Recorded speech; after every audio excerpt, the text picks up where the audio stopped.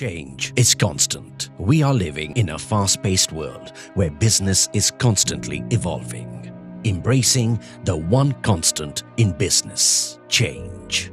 Introducing the Hindu Business Line's new look, a redesign that draws parallel to the new age of business. Say hello to a premium news reading experience with an enhanced visual design upgrade and reader-friendly features. A design that will make analytical and explanatory journalism an indispensable must-read. Our brand new masthead reflects the spirit of our young and vibrant nation. Lesser, sharper edges reflect a soft and relaxed tone, a reminiscence of the past and a mark of change. The new logo is a contemporary design that gives the best of both worlds. The concentric circles show how BL has the last word on business reportage. The grey background, red pointers and a large image at the center highlight the best stories of the day. Giving the attention they deserve, headers are now in a distinct red color. Big impactful pictures and more visual elements. Clearer content hierarchy and demarcation. Shift to a more digital-friendly brand identity from Business Line to BL. A reader-friendly design that separates the content from the daily business report. Cross-platform navigators to aid content discovery. Portfolio is now a visual treat, with more of a magazine-like look. The reader will be taken into a depth of infinite information aided with powerful visuals.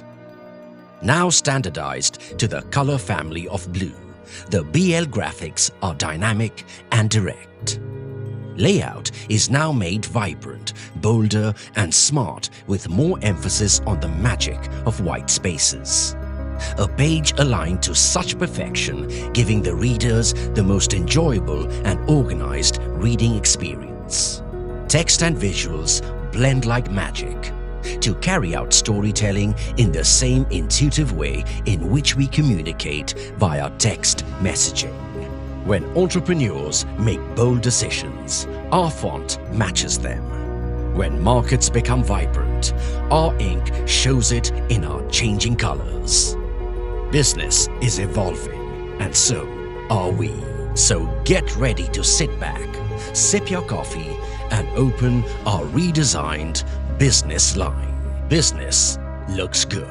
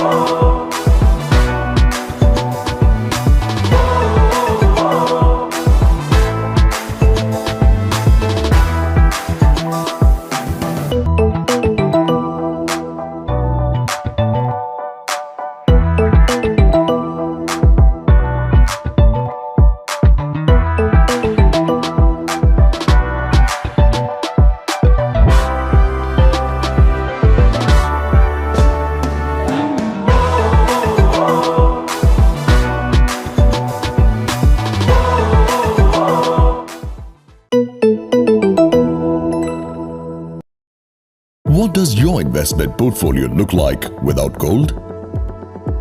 Incomplete. Why? Because as a gold owner, you have the power to make bold decisions. To balance risks and returns.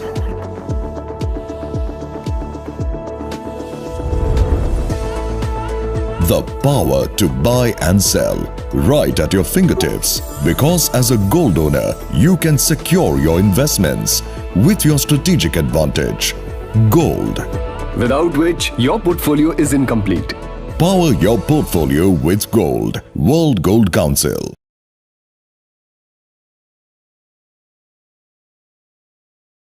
जिंदगी को दें रफ्तार, शुरू करें इसी त्योहार, खुशियों का सफर बिताएं साथ मिलकर। त्योहार तभी हो जब अपने साथ हो।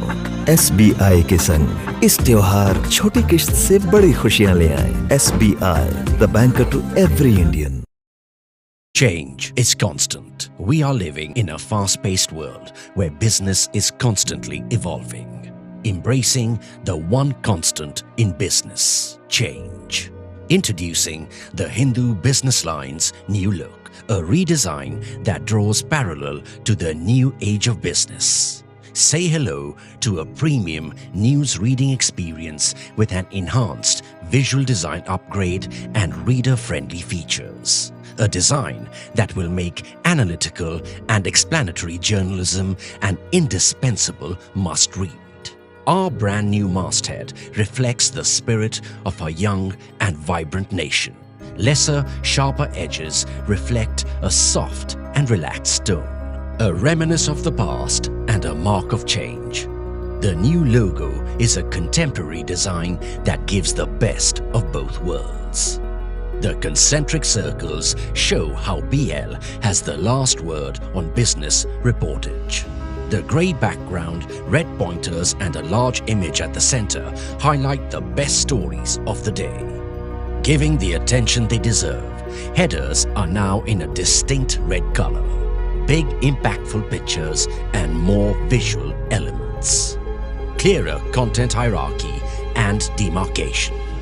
Shift to a more digital-friendly brand identity from Business Line to BL. A reader-friendly design that separates the content from the daily business report. Cross-platform navigators to aid content discovery. Portfolio is now a visual treat, with more of a magazine-like look. The reader will be taken into a depth of infinite information aided with powerful visuals. Now standardized to the color family of blue, the BL graphics are dynamic and direct. Layout is now made vibrant, bolder and smart with more emphasis on the magic of white spaces. A page aligned to such perfection, giving the readers the most enjoyable and organized reading experience. Text and visuals blend like magic to carry out storytelling in the same intuitive way in which we communicate via text messaging.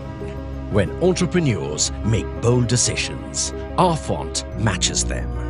When markets become vibrant, our ink shows it in our changing colors. Business is evolving, and so are we. So get ready to sit back, sip your coffee, and open our redesigned Business Line. Business looks good.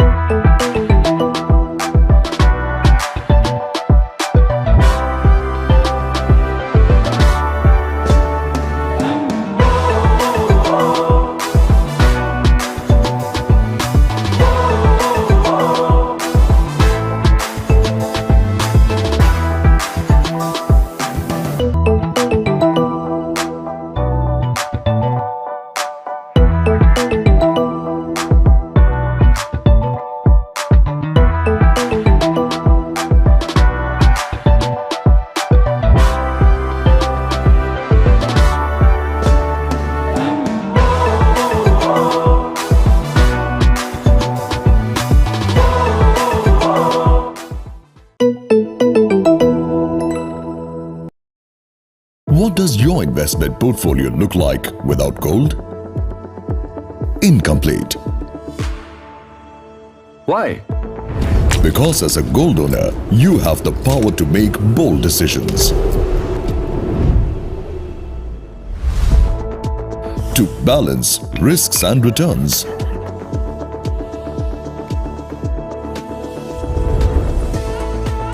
The power to buy and sell right at your fingertips. Because as a gold owner, you can secure your investments with your strategic advantage.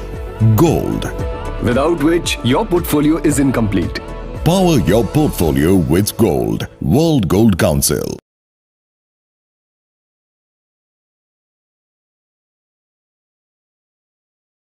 जिंदगी को दें रफ्तार, शुरू करें इसी त्योहार, खुशियों का सफर बिताएं साथ मिलकर। त्योहार तभी हो जब अपने साथ हो। SBI के संग इस त्योहार छोटी किश्त से बड़ी खुशियां ले आए। SBI, the banker to every Indian.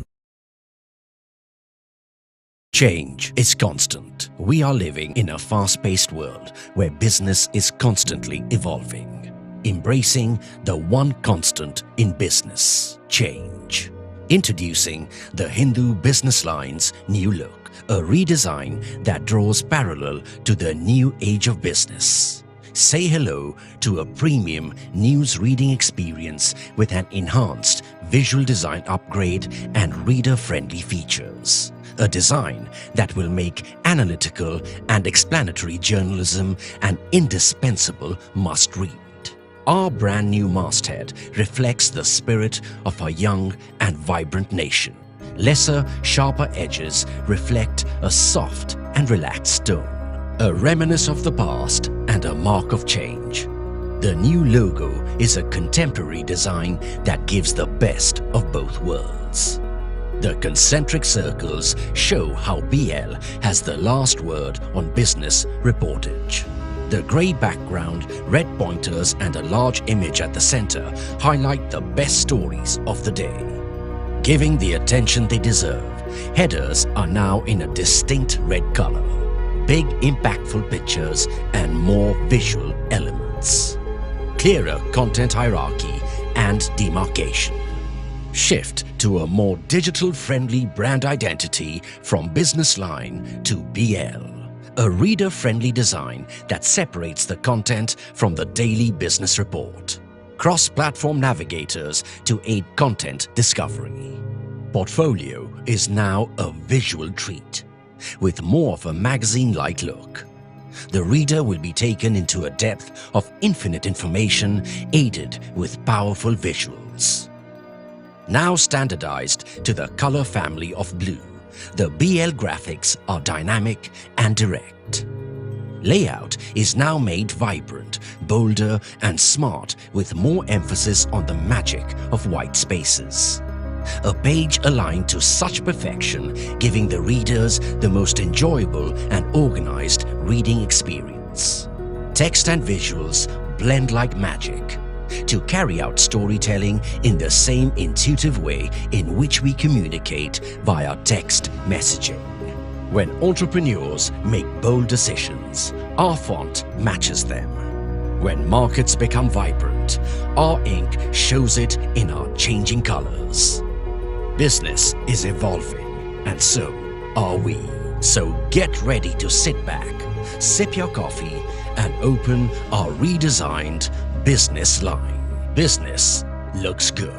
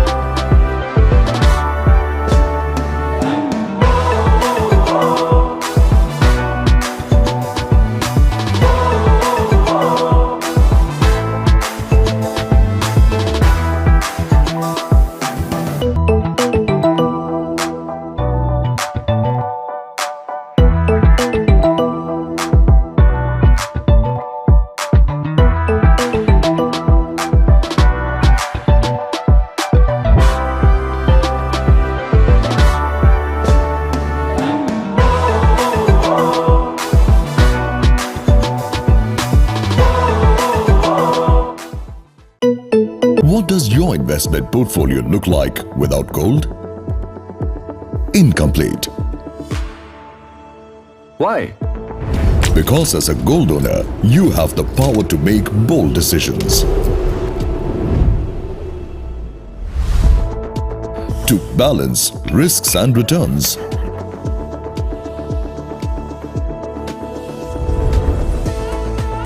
The power to buy and sell right at your fingertips. Because as a gold owner, you can secure your investments with your strategic advantage. Gold. Without which your portfolio is incomplete.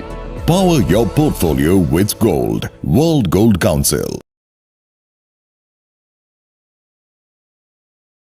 जिंदगी को दें रफ्तार, शुरू करें इसी त्योहार, खुशियों का सफर बिताएं साथ मिलकर। त्योहार तभी हो जब अपने साथ हो। SBI के संग इस त्योहार छोटी किश्त से बड़ी खुशियां ले आए। SBI, the banker to every Indian. For the Hindu Business Line Countdown to the Union Budget 2023. I am Ayushi Kar, your host for the morning. Thank you for gracing this event with your presence. We're delighted to have you here today after a gap of 2 years. The pandemic and its aftermath forced us to take a breather and host the last year's budget event online. Now that the foundation of the new normal has been laid, we're happy to be back and resume our normal annual pre-budget event. We're also live streaming this event, so I welcome the online viewers as well. Kindly take your seats. The session is about to commence. We have lined a multitude of thought-provoking dialogues and conversations with industry leaders. To make the most of the discussions, I request you all to please put your phones on silent.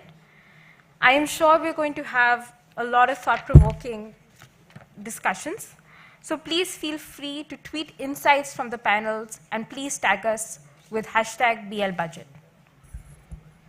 As you all know, the Union Budget 2023-24 is being presented at a very difficult juncture. The finance minister faces a tough challenge in continuing to support growth through higher public investment while ensuring that the fiscal deficit does not get out of hand. There are concerns in the domestic economy, with manufacturing hitting a speed bump and consumption slowing. The global scenario is looking gloomy too, with a looming threat of recession in some of the most advanced economies and the continuing Russia-Ukraine conflict, creating geopolitical uncertainties.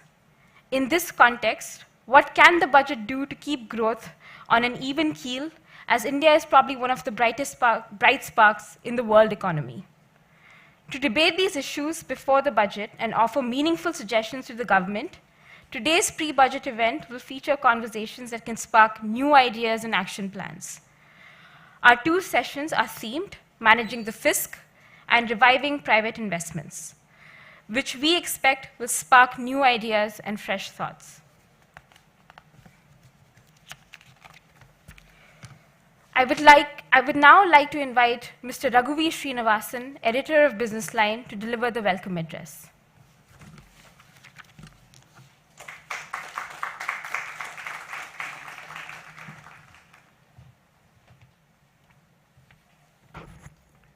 Morning, everybody, and thank you all so much for coming in so early in the morning in the peak hour rush from far places in the suburbs.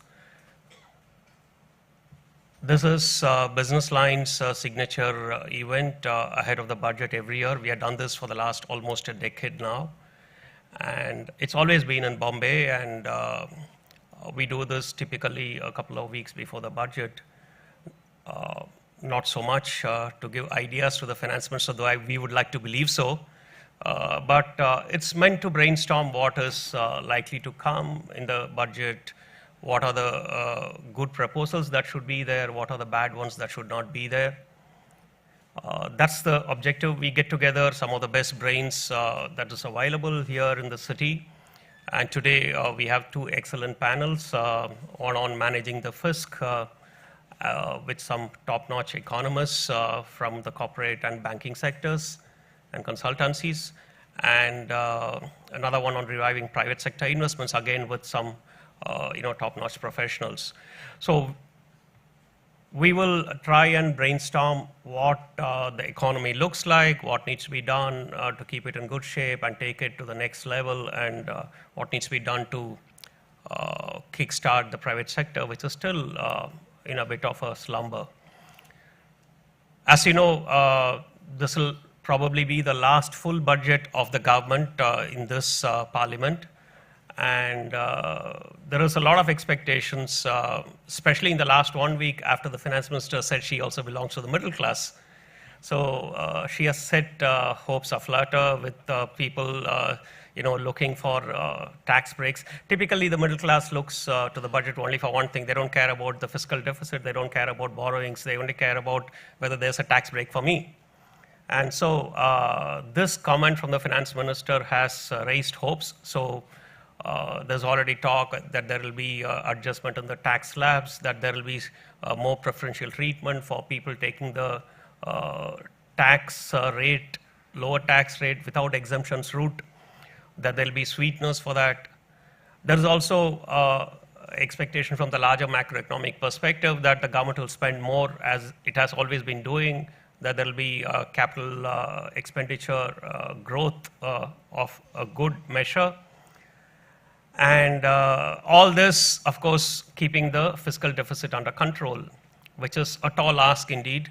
But this set of budget makers, the last couple of years, the bureaucrats in Parliament, in the finance ministry, and the finance minister have shown that they're quite conservative. I mean, if you look at the numbers which were framed in the last budget, it was like what we used to describe in the early 2000s about a particular company, which I would not name, under promise and over deliver.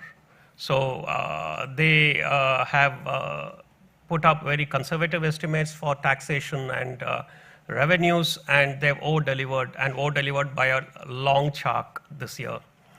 So conservatism is the hallmark of this team that has been making the budget in the last 3 years. We saw it during the COVID pandemic when there were all-round calls for opening up the purse, but the government held steadfast to a conservative plan. And one would think that we'll see more of that this year, though the temptation will be to loosen the purse strings a little bit ahead of the elections next year. So it's a very interesting, budgets are always interesting, so it is a bit of a cliche for me to say this will be an interesting budget. But that said, I think there is a lot to look forward to here.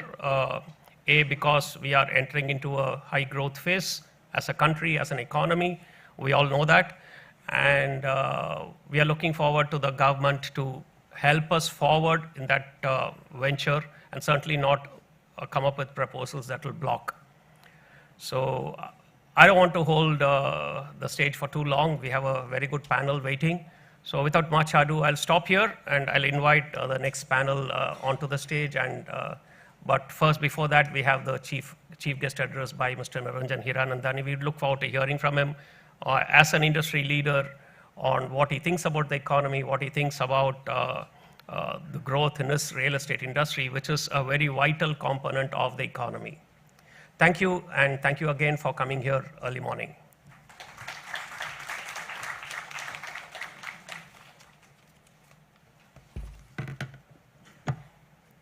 Thank you, Mr. Srinivasan, for the address.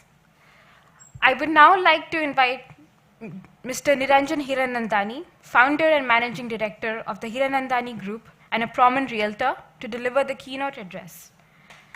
Mr. Hiranandani is the first-gen entrepreneur with an indisputable role model for the next-gen business leaders. Thank you so much, sir, for coming.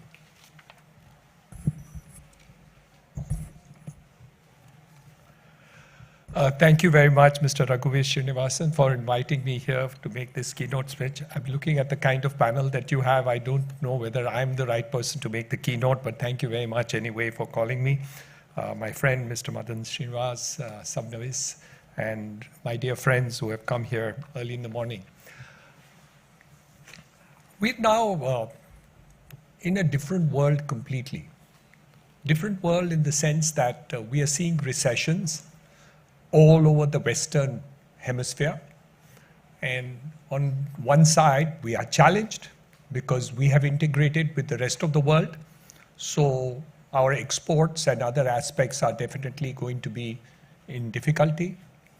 On the other hand, India has been able to manage a GDP growth of 6.2, 6.4. Different estimates have been given for growth, which is absolutely opposite of what the West is really doing. We have had a geopolitical situation which is unique for India, because on one side, we've been able to deal with the Western world, and on the other hand, we have been able to buy oil from, we have been able to buy oil from Russia, which has saved us 35,000 crores of rupees till today's date. And that has definitely helped us in taking a balanced view of what the situation is, wherein India has been able to balance both the ideas geopolitically as well as in the economy. I think this is a different thing. I would be corrected if I'm not incorrect, because I'm not too much into the capital markets, and we have people with great foresight, reputation, and working into that segment. The Western world has actually pulled out money from the capital markets. And the resilience of the internal market and the confidence of the people here has put up a balance which has actually brought up the capital markets. This is something I would like you to tell us more when you get onto the stage and give us an indication as to how these contradictions. I said first the contradiction that the Western world is in recession. We have been able to say. Second, that the oil which is coming from Russia saved us 35,000 crores of rupees till date. And this aspect of the capital markets which is there, which is very different. We're talking about a $5 trillion economy, which the Prime Minister has targeted. And our editor has just told us that I think that's an underestimation. I think we'll cross that. That is the belief that we have with our Prime Minister and the government of the day today, that I think that change is going to be there, which we have to see. But for making that target happen, there's a different view that needs to be taken by the government. And we have to target not 6.2, but we have to do a double-digit growth in terms of the economy. So if you want to achieve that, the double-digit growth is necessary for the economy to grow. So, yes, we do have challenges, but we see that the leadership today will be able to achieve that kind of thing. So what are we really looking for? There are two angles to it. The first, the investment angle. And today the government has been able to do it in terms of investment, and this definitely needs to increase. And what are we saying? I think the investment should be double digit. But if you do a double digit investment, you're going to look at the deficit situation that is really going to happen, because in spite of the fact that we have had growth in terms of tax collections, both in terms of indirect tax and direct tax, both have exceeded our expectations, we still have a situation wherein can we actually go into that direction? And why do we need to do that investment? We need to do two reasons. That one, that we need to increase the GDP growth at that level. And the second, which is equally important, is to see that the employment growth is there. Because it's not enough only to do an investment for GDP growth, but GDP growth alone is not necessarily going to increase employment. So another aspect which needs to be taken care of in terms of an investment angle is to pick up those sectors where employment rate has to be higher. So investments into infrastructure, into housing, into health, into education and tourism and textile industry, for example, as differentiated from all other types of industry, which could be capital intensive but not actually employment oriented. So I think one more parameter needs to be added in the total discussions on the budget or any other investment parameter, is to say, yes, we need to go very strong in terms of investment and get a growth in terms of GDP, but we also need to look at what are the aspects which will increase the employment potential. And that's why I think a focus on that aspect of it is equally important in order to see this part of it today. There are several other minor factors which I think needed to be taken. Some of it are happening by reason of the fact that investment into infrastructure is already happening. So we get a logical conclusion. For example, cost of logistics. If you take the cost of logistics in India as differentiated from cost of logistics in China, you find that the cost of logistics in China is 7%. The cost of logistics in India is between 13 and 14%. The inefficiencies in terms of transport, in connectivity for multimodal types of transport and others. So can you imagine if we complete our investments into transport and communications in terms of transport for the purposes of logistics, which will of course benefit the other ways of transport, whether it is road, whether it is railways, whether it is water, whether it is aviation. Just now UP has announced that they're going to put up 20 airports within the next 24 months. I mean, that's a big one which we see. We have seen the water transport taking place.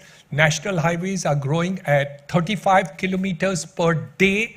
That's the approximate range which we want to do. And of course, Mr. Gadkari has announced that it will go probably above 40 kilometers per day in a short period of time, because so much places the land acquisition has not been fast enough for them to do. Money is not a constraint is what Mr. Gadkari says all the time, and probably the only minister in the entire country who would say that we don't have a problem in terms of money. And I think he has proved it, so we don't really have to do it. And we in business have to learn from him how money is never a constraint in terms of what is the operation, and I think that is there. I think the issue on disinvestment is a challenge.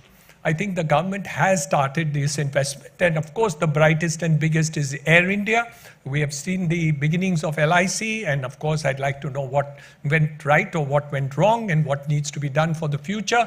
But 100% government must get out of the business of business to the extent it could, except for strategic reasons. I think this is something which I think needs to go much faster in the terms of this situation. So this is the major factor which I feel, if it is taking place, can you imagine you can reduce cost by 7% on every product that is bought by you or exported, simply by improving infrastructure and logistics. It's amazing. You know, one of the things where we all wonder, how China does cost-effective matters of it. And these are just major matters which will benefit the whole country. You and I can travel better, we can be more comfortable, all the possibles are there. But the economic benefits of it are stupendous. It is unbelievable. So whether I buy a pen, or I buy a shoe, or I buy a furniture, or I buy steel, or buy cement, you can reduce your costs by 7% simply by improving your logistics in the country. And at the end of 5 years, if you can achieve that, your product, every product that you have will be reduced by 7%. It's a huge number, and it's unbelievable. And I think that focus needs to be further enhanced. I'm not saying that government is not doing it. It is. But it needs to be done in every segment. And the more that the multimodal transport network that needs to be done, I think needs to be created into the whole situation. So what are the challenged areas that will be there? The companies which are dealing with the foreign markets are definitely going to be challenged, because those countries are in recession. And I think some sort of correction will take place in the short run. But there are new things. I've talked to some of the people who are there, who are like, for instance, into software and other areas where they are actually working in America. And you know what the statement is? That they're going to outsource more work into India. So their business there may not grow at the pace at which we are. And you're seeing that. They're removing people from jobs in the United States, left, right, and center. And this is an opportunity for India. So one of the ideas which have come up is the fact that our companies over here in the IT and other sectors will use this opportunity of the recession there in order to get more outsourcing business, because it would be the cost arbitrage in terms of handling it are really going to be beneficially to the whole thing, which really does. Of course, the PLI scheme has been extremely successful. The two targets which are to be done should be met very soon. But what really needs to be thought through is how many more schemes can we do which are more related to employment generation also. So I think a more focus needs to be taken. I'm for the PLI scheme, 100%. I think it's going to work for us. We need to create that kind of infrastructure that is necessary for the country. But I think many more schemes need to come in where the employment-oriented focus is given a bigger angle. Because if you're not going to get your people employed, because there's so many surpluses being created in the agricultural side, and even generally that we need to do, which we need to do. There's a scheme, Manrega, which is very important. The social benefit of the bottom, and there is no alternative but to do it. But it is very inefficient. What we really need to do is two aspects of Manrega that we need to focus on. Number one is skilling. Number two is skilling. Number three is skilling. I'll give you the reason for it. I'm in the construction and real estate business. 15 years, 20 years ago, when I wanted 100 carpenters, fitters, plumbers, electricians, I would get 500 applying to my site. Today, when I want to get 100 workers for plumbers, electricians, fitters, carpenters, and these are not highly skilled people, they are at that level of people, I don't get 25. Can you imagine? We are an unemployed country with such high levels of unemployment. But simply because we don't get into the skilling of it, we are in difficulty. My belief is 50% of the Manrega work should not be work simply on the sites that are doing, but they need to be skilled, and upskilled. And if they do that, then that is a part of the work where they will be more usefully employed in a higher level of skilling that needs to be done. Number two, I think in the Manrega, target should be kept of the output of the work that we need to deliver. So if Manrega expenditure is utilized for the purposes of actually creating infrastructure, maybe at the local level, it doesn't matter what level infrastructure is done, but targeted infrastructure is created by utilizing Manrega for its thing. I think this is important that we really need to take it up and take it much faster. The other aspect of it, which is extremely positive that we can do, is the national education policy. The National Education Policy 2022 just came after 34 years, and all other policies come 3, 4, 5 years, industrial, IT, this, that, and the other. But education we forgot. And India, once upon a time during Nalanda times, 1500 years ago, we used to be the center of education of the entire world. Today we can't even think about it. So the national education policy needs to be beefed up and brought into operations as early as possible, and we should become the education capital of the entire world. Even today, doctors, nurses, engineers are drawn from India for the rest of the world. And software engineers, of course, and financial people. And of course, we give CEOs also to the rest of the multinationals in the Western Hemisphere also. But I'm not talking about that sector. I had run a hospital too, and we have an attrition rate of nurses, which is only 40% per year.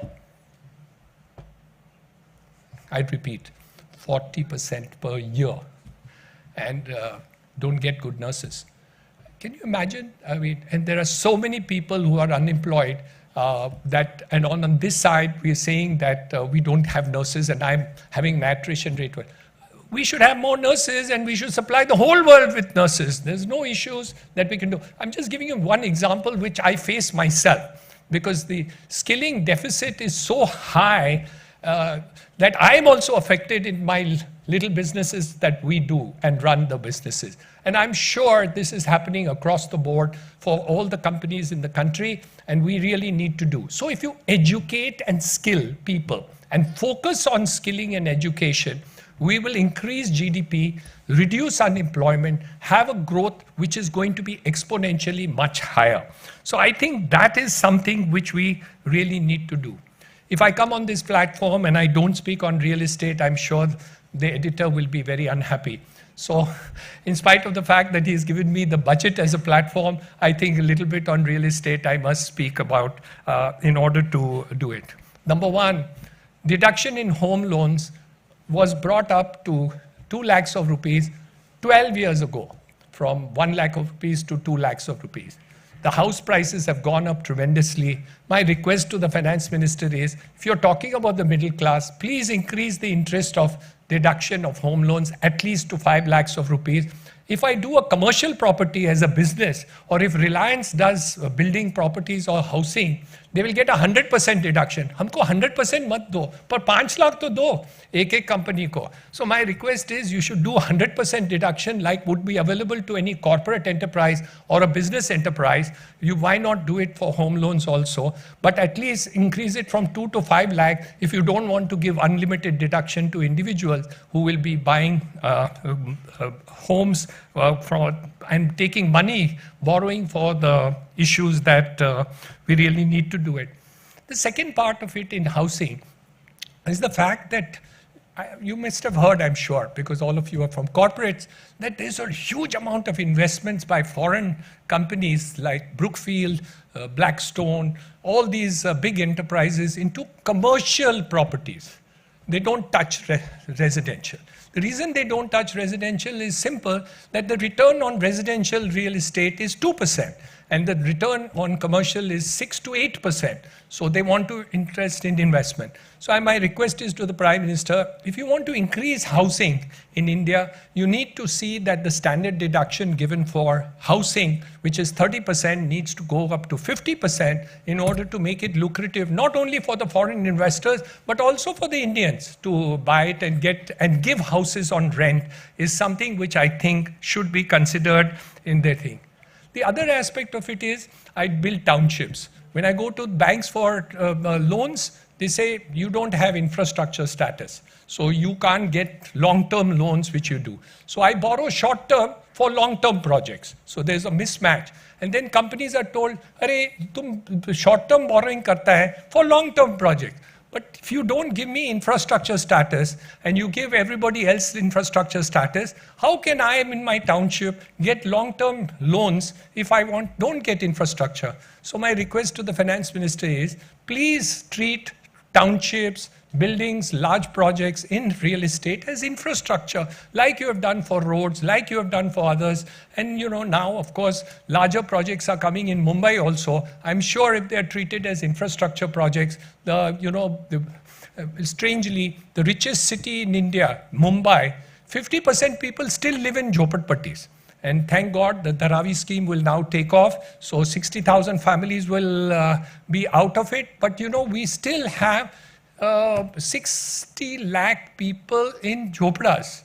So I think somewhere down the line, you need to change the status in terms of housing for infrastructure in order to do it. Affordable housing, you can get 90% loan, which means, benefit. But in Mumbai, nobody gets it. The reason is they have kept the amount which is there for the definition of affordable housing at 45 lakhs. Unfortunately, all the homes are higher priced than that because the ready-rector rate also is higher than that. So you need to do it. We are requesting that the government should increase it to 1 crore of rupees at least.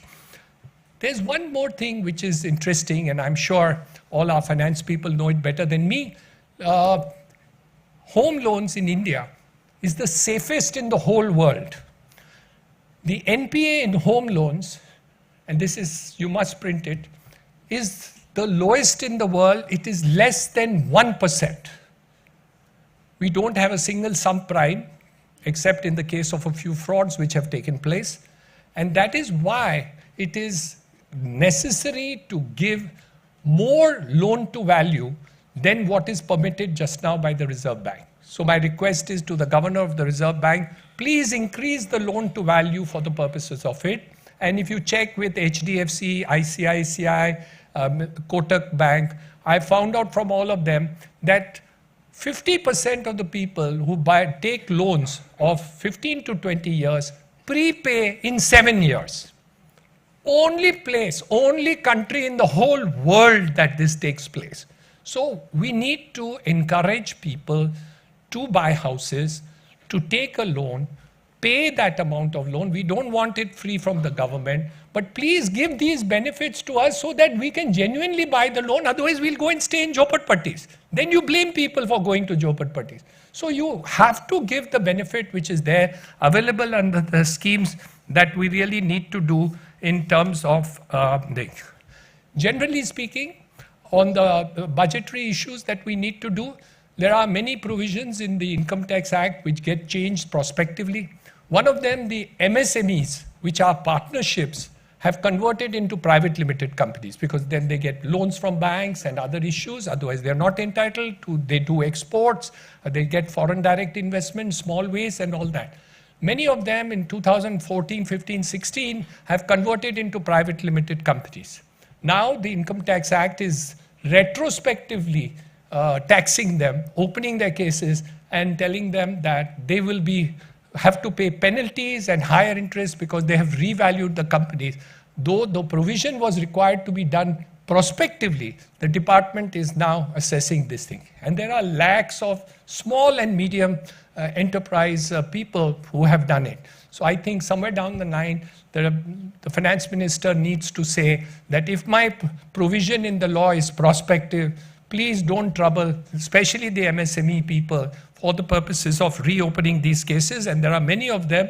I was president of ASSOCHAM. I've been in Indian Merchants Chamber beside my real estate. And I do find a lot of people who are actually taking up the whole thing. There are certain unfair things which are there in the budget, which I think need to be looked at very carefully. If you are an individual and you earn good amount and you cross a threshold, you have to pay 42% tax. And if you are a company corporate and you're listed, then you pay 25%. In some cases, you pay 15, but let's say 25. But an individual who does well pays 42%. Last year, a funny thing happened. My lawyer telephoned me. Oh, I've sent you a bill for my legal fees, but please, I'm cancelling that bill. I said, my lawyer never cancels my bill. I was very surprised. So I said, "Yeah, kya hua?" To bola, you know, March mahine ka hai. I will have to pay 42% now. Please, I will bill you again in April so that at least I defer my 42% of tax and maybe I can show some expenditure. Aap kya kar rahe hain? Higher rate of tax for individuals who are doing it at 42%, corporate people 25%, partnership 35%. So you don't want individuals to earn. You don't mind corporates earning. Yeah, अन्याय तो पूरा करो ना अभी.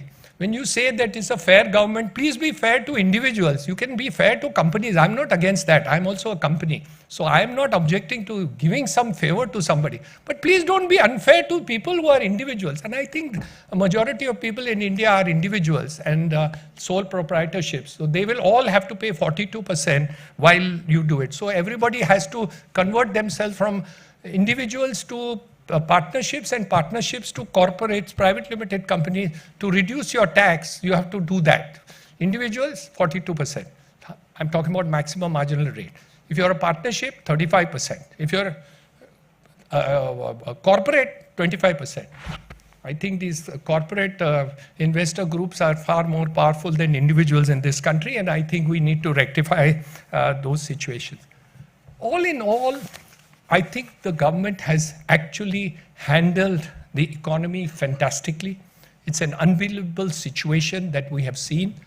The internal economy has definitely seen a paradigm which was unexpected, especially looking at the international recession.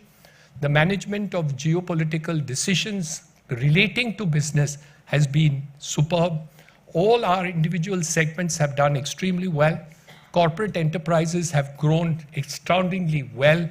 I don't know details of the capital markets and other things. The people who are going to come here are far better qualified than I am to give you the real picture, and I would be fooling you if I thought that I have a better view on that. So barring the overall issues that I think are extremely important for people in this country, individuals, home people, people of the middle class and others, as the finance minister has correctly said. I think they need to be given an initiative of enterprise which is second to none. So kudos to the Prime Minister on the focus on infrastructure. I'll mention one more thing which I forgot. One of the fantastic things which has happened in the Mumbai region, which is astounding, and the Prime Minister inaugurated yesterday, is a story worth repeating. The story goes as forth. In 60 years of Mumbai, we had 190 kilometers of railway. Western Railway, Suburban Railway, Harbour Line. In the next 5 years, happening now, we will add 330 kilometers of metro. We will add a cross-harbour bridge, which will add land, empty land, equivalent to half the land of Mumbai will be connected to Mumbai city. And Mumbai will no more be an island. Mumbai was 7 islands. During the British made it into 1 island. Now we have, with this bridge connecting, Mumbai will not be an island. So you can remove that definition of island because it will be connected by a bridge like Mahim Creek Bridge and all the other bridges and all that has done. And what? So we will be investing Cross Harbour Bridge, Mumbai Coastal Road, Metro, Navi Mumbai Airport, Ro-Ro connectivity to Mandwa. We will be spending 3 lakh crores. The central and state government in 65 years have invested 30,000 crores. I'll repeat. In 65 years, center and state governments invested 30,000 crores in Mumbai infrastructure. In these 5 years, the government will invest 3 lakh crores. And most of the money has come from JICA, Japan, at 0.1% interest for 50 years with a 15-year, what do you call it? Moratorium of 15 years. So all that is possible. That's why money is not a constraint. Thought of leadership in terms of infrastructure and these things are going to make a paradigm happen. And that is the difference which we see in terms of the modern thing. The opportunity in 2023 is fantastic for India. Its leadership, GDP growth, employment direction, all the other aspects of it, I think look very positive. I wish I was younger in order to enjoy the fruits of things which have happened than what has been in the past. But I'm looking forward to all of it and also to understand what everybody else has to say. Thank you very much. Happy to meet all of you. Thank you.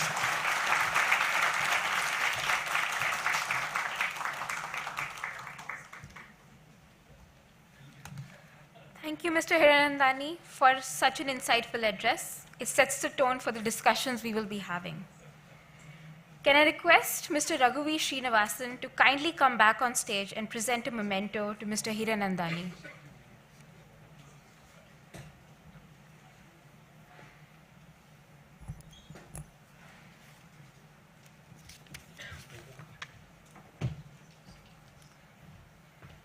Mr. Raghuveer is presenting Mr. Hiranandani with The Wonder That Was Harappan Civilization, a book published by the Hindu group to mark the centenaries of the discovery in 1924 of the Indus Valley civilization and the Mohenjo-daro excavation of 1922 and 23. This 356-page book has about 600 photographs, maps, and several illustrations providing intricate details of the Harappan civilization. We have a stall outside the venue where attendees can buy the book. Thank you, Mr. Hiranandani. Thank you, Mr. Raghuveer. We now begin our first session, which will feature some of India's top economists as well as prominent personalities from the industry. Can I request Ms. Lokeshwari, Businessline's data editor, to come on stage? Ms. Lokeshwari will be the moderator of this session. Thank you, Ms. Lokeshwari. I would like to introduce our panelists. Mr. Madan Sabnavis, Chief Economist of Bank of Baroda. Mr. Sabnavis has been a practicing corporate economist for over 35 years, starting his career at ICICI in 1987. He has also had a prolific writing career, contributing and freelancing for top business publications, and has crossed the 3,000 article mark, which is still ticking. Mr. Sabnabis has also published 5 books on economics. We also have Dr. Oradeep Nandi, Vice President and India economist for Nomura. Dr. Nandi is a regular commentator on macroeconomics in key financial dailies and news channels in India, and has previously served as a member on the Government of India Expert Committee on Regulatory Reform. He holds a PhD in economics and a degree from Delhi School of Economics. Our third speaker is Rajani Sinha, Chief Economist at CareEdge. Ms. Sinha has had nearly 2 decades of experience in macroeconomic research. She's also worked in top institutes including Knight Frank, Aditya Birla Group, Kotak Bank, and Morgan Stanley. Actively devoted to demystifying the financial world, she regularly writes opinion pieces for business dailies on various economics issues and occasionally delivers lectures at educational institutes. Thank you for coming. I would finally like to invite Mr. Nilesh Shah, Managing Director, Kotak Mahindra Asset Management Co. Mr. Shah has had over 25 years of experience in capital markets and has managed funds across equity and fixed income security for local and global investors. He is also the member of the Prime Minister Economic Advisory Council and the former chairman of AMF, Association of Mutual Funds of India.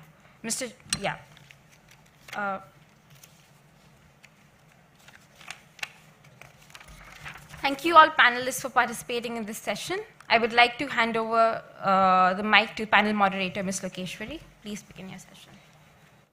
Thank you.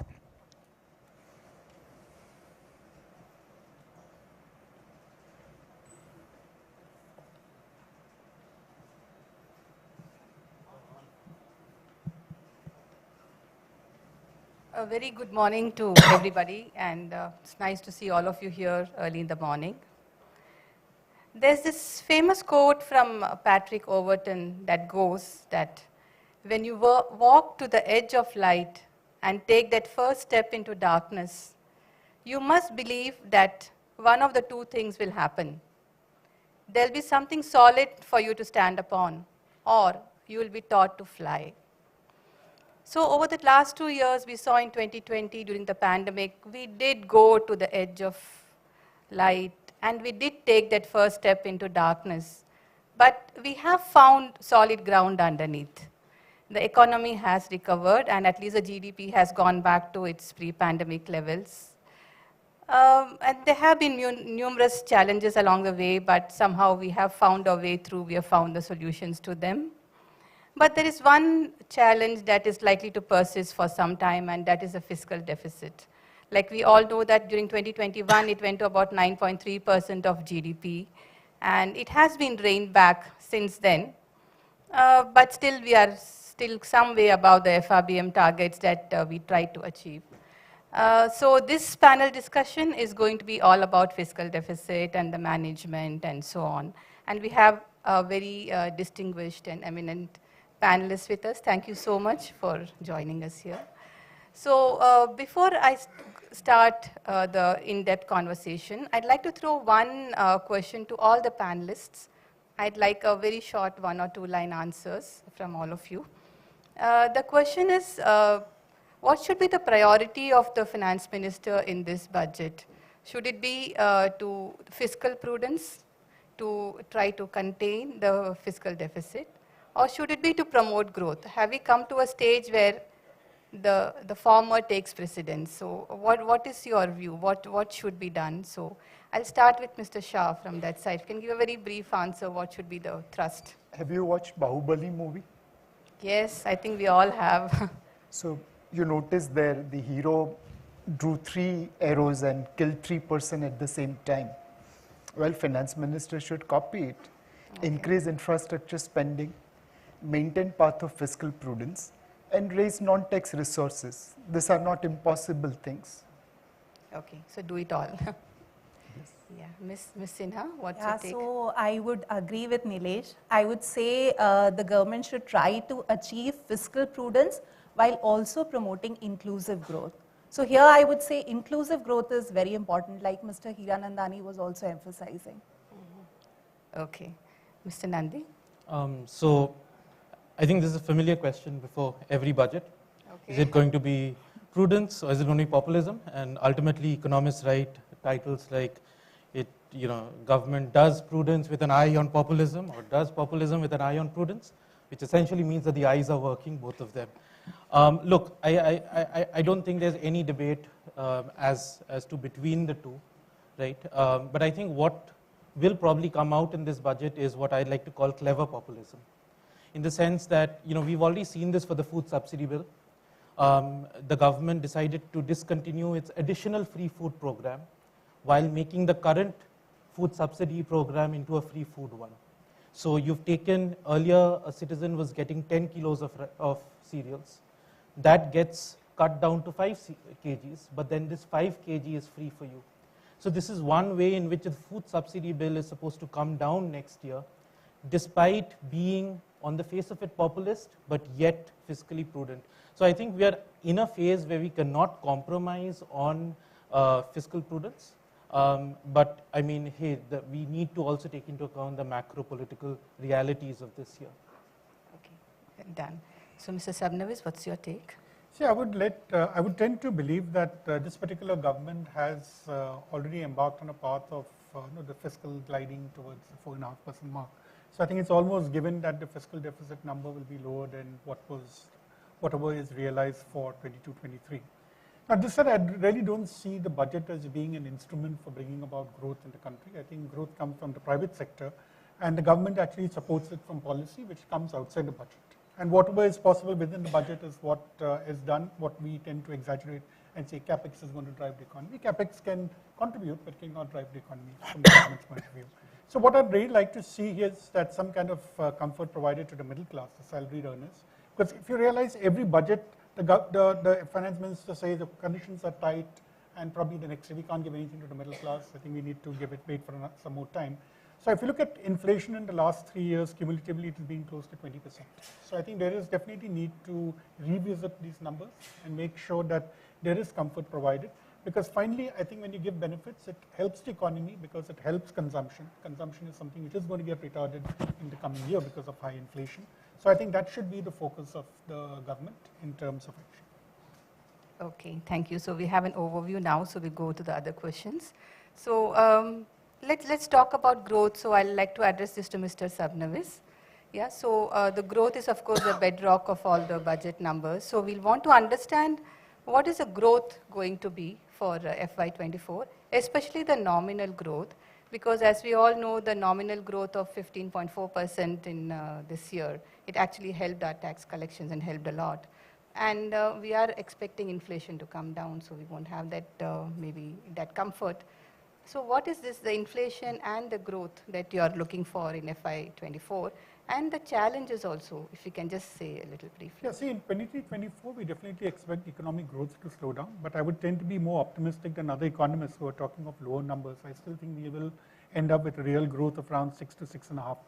So I think that's going to be the strong point. Ours is basically a domestic-oriented economy, and notwithstanding the fact that we have a recession in the West, while we will be affected at the periphery, but I think the intrinsic growth will come from within the economy. Therefore, I'm sanguine that we get 6.5%. Now, inflation, of course, is a tricky issue because we have seen that the base effects are going to bring down the WPI inflation, which is closer towards the inflation deflator, which we use when we get nominal GDP growth. But I would tend to believe that the deflator tends to be higher than the WPI. So while the WPI could come down to around 2 to 3%, I think the deflator will remain in the region of around 5.5%.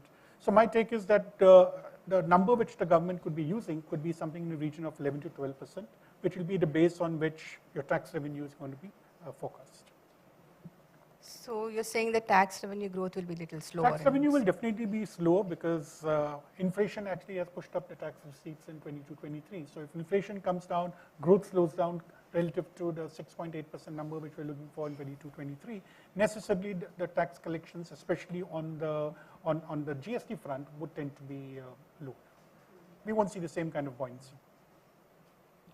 Mr. Shah, can you elaborate on what the challenges, because it looks a little gloomy out there as far as the global scenario goes. So for the coming year, for FY24, just talk about the challenges that the economy faces. So we are facing 3 challenges. One, our current account deficit is $100 to $150 billion more than what we can afford comfortably. Now, because you have reserves, you can do it for 1 year or 1.5 years, but eventually this path is leading us to disaster. The second challenge, as Mr. Hiranandani mentioned, the consumption at the bottom end is impacted. The rich people and the upper middle class is spending, so SUVs have 1 year waiting period, but the lower middle income and poor people are impacted by COVID or inflation or both, and their consumption is suffering. And the third thing is private sector investment. It has bottomed out and picked up, but we need it to be at a much higher pace, much higher speed. And with capacity utilization above pre-COVID level, balance sheet getting deleveraged, this is the right time to accelerate. So the budget should tackle 3 immediate problems for India. Current account deficit, we need to control it and bring it down. Second, support consumption at the bottom of the pyramid. And third, accelerate the reviving private sector investments. Okay, thank you. So let's go on to the fiscal math itself. Ms. Sinha, I'd like to ask you, for the FY23, the year that we're ending as of now, so can you just walk us through the fiscal math, and what do you think will be the fiscal deficit number that we'll be reaching by the end of it? There were many pluses and minuses, as we know. And more importantly, what are some of the takeaways that the finance minister can take from the way the economy responded to the budget, last budget? So will there be some takeaways that she can again replicate in this time? So before we delve into the fiscal arithmetic for FY23, we have to appreciate that FY23 was a difficult year for the government and for the government finances. Just when we were coming out of the COVID situation, we got hit by the commodity price shock. And we saw a very sharp increase in commodity prices because of the Russia-Ukraine war. And it had huge adverse implication for the economy, as well as, that put subsidy burden on the government. Our subsidy bill increased. The positive for FY23 has been that the tax revenue growth has been very healthy. So we have been recording gross tax revenue growth of around 16% or so. And even with the excise duty cut and customs duty cut, which was announced for some items in FY23, we are still expecting gross tax revenue to exceed the budget target by around 3.5 trillion or so. So that's a big positive. Now, if I look at the other components, non-tax revenue, there could be some slippages there because of lower dividend transfer from RBI to government. Disinvestment, again, there is a lot of uncertainty and we may not be able to meet the target of 65,000 crore. But on a net basis, if I look at the net receipts of the government, it would still exceed the budget target by around 2.2 to 2.3 trillion. Now, if I come to expenditure, on the expenditure side, like I mentioned, the subsidy bill has increased. So the expectation is that the overall expenditure could exceed by around 3 to 3.3 trillion in FY23. But when I'm talking about expenditure, I would also like to highlight what's happening on capital expenditure, what's happening on the quality of expenditure in the last few years. So if we see in the last few years, couple of years, if I look at the ratio of revenue to capital expenditure, that has been going down, and that's a plus. So from around level of 6 to 7 that we had few years back, in FY23 it has gone to around 4 or so. So government is focused on capital expenditure. Government had budgeted a strong capex of 7.5 trillion. In the year so far, we have already achieved 60% or so. So that's a plus that has been happening on the expenditure front. But net, if I look at fiscal deficit, it could exceed the target by around 80,000 to 1 lakh crore or so. Now, if I look at the ratio, like you mentioned, the nominal GDP growth has been higher at around 15% or so, as against 11% that the government had budgeted. So when it comes to the ratio, government will probably be able to meet the target of 6.4% or maybe 6.5% or so.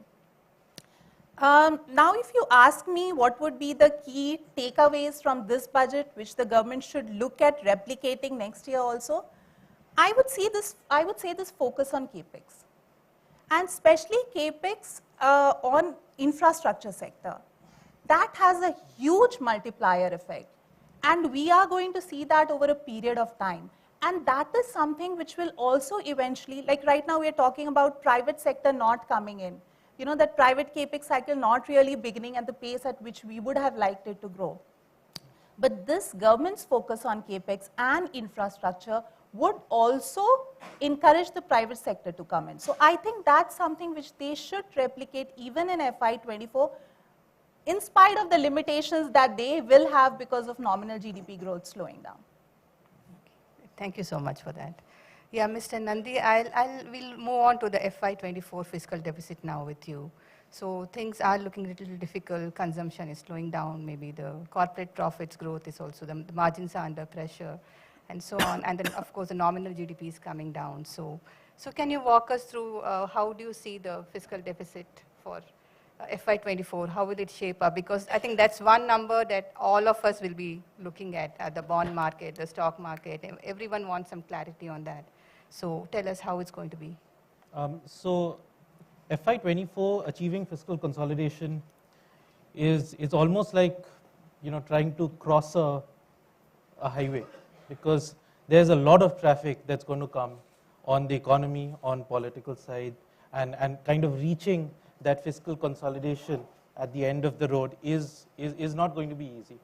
Now, before I get into the math of it, I have a contrarian view to what Madan says on the economy. Let's look at when the US went into the dot-com recession or the global financial crisis, right? In both these, and mind you, I mean, our view is that the US will contract by 0.5% or so this time. Now, when we've had phases of recessions in the West, there are two sectors that got hit really badly for India. One is exports, and by the way, exports have already started getting hit badly despite a recession still not fully kicking in. And the second one, which isn't appreciated as much, is fixed investment, right? So as Mr. Shah was saying, you still don't have private capex really picking up much. And in the next year, if we indeed have a recession in the West, and if indeed there is so much of uncertainty, right, a company that might be thinking of investing, even if they have good balance sheets, might think that, hey, you know what, let me see how this plays out. Is this a one-year recession? Is this going to be more? Is this a U-shape, V-shape? Let's watch this out. So our view for growth is, real growth is around 5.1% for the next fiscal FY24. So that puts a nominal growth, which we expect the government will place in the budget at around 10.5%. So one big risk is, you know, this being lower. Now let's get to the math of what this actually means for the budget, right? Now on the, so let me tell the ending first, right? The ending that we have at our house, and I guess even the market seems to be gravitating towards, is a fiscal deficit of 5.9, 5.8% of GDP, below 6% of GDP. Now, my submission is that this is not necessary. So the government may very well announce this, and I think it's a welcome announcement. But to achieve this, the government would have to be laser focused on fiscal consolidation. And why do I say this? To achieve let's say 5.9% of GDP, one has to assume a direct tax buoyancy of 1.2. What this means is that the percentage change in direct taxes versus the percentage change in nominal growth. Now, if you look at direct tax history, and for indirect tax, one has to assume a little less than 1. Now, if you look at India's history, 1.2 for direct taxes and a little less than 1.0 for indirect taxes is normal. You know, it's not something that happens in a bad year, right? So one, you need to, you know, cross your fingers and say that, all right, let's hope buoyancy remains somewhat healthy this year. The second aspect is on the expenditure side. right? Now, on the expenditure side, the government, as Rajni mentioned, there's been a huge overspend on subsidies this year. Not because the government was planning for it, but because of a series of supply shocks, price shocks, etc. So what one would expect is that the government would cut down its fertilizer subsidies, assuming that fertilizer prices are going to be lower this year. They're going to cut down on food subsidies. But interestingly, on fuel subsidy, the government has actually, the oil marketing companies have kept petrol and diesel prices constant for a long time. And the news reports one gets to hear is that a lot of OMCs are asking for compensation for under recoveries to the tune of around 500 billion rupees, so that's 50,000 crore, right? So that fuel subsidy that was earlier around 50, 60 billion rupees might actually be much larger this time around. But if you take out the subsidy bit and you take out the pensions bit and all the sticky bits of RevX, the remaining RevX that remains, the government would have to bring the growth rate down on that for fiscal consolidation, to hold this 5.9% of GDP line, right? So overall, when I do a 5.9% of GDP calculation, my revenue expenditure as a percentage of GDP goes down from 12.9% of GDP to around 12. So what are the other expenditure, like salaries and pensions? That's what you're talking about? So this is not just salaries, pensions. You take that out.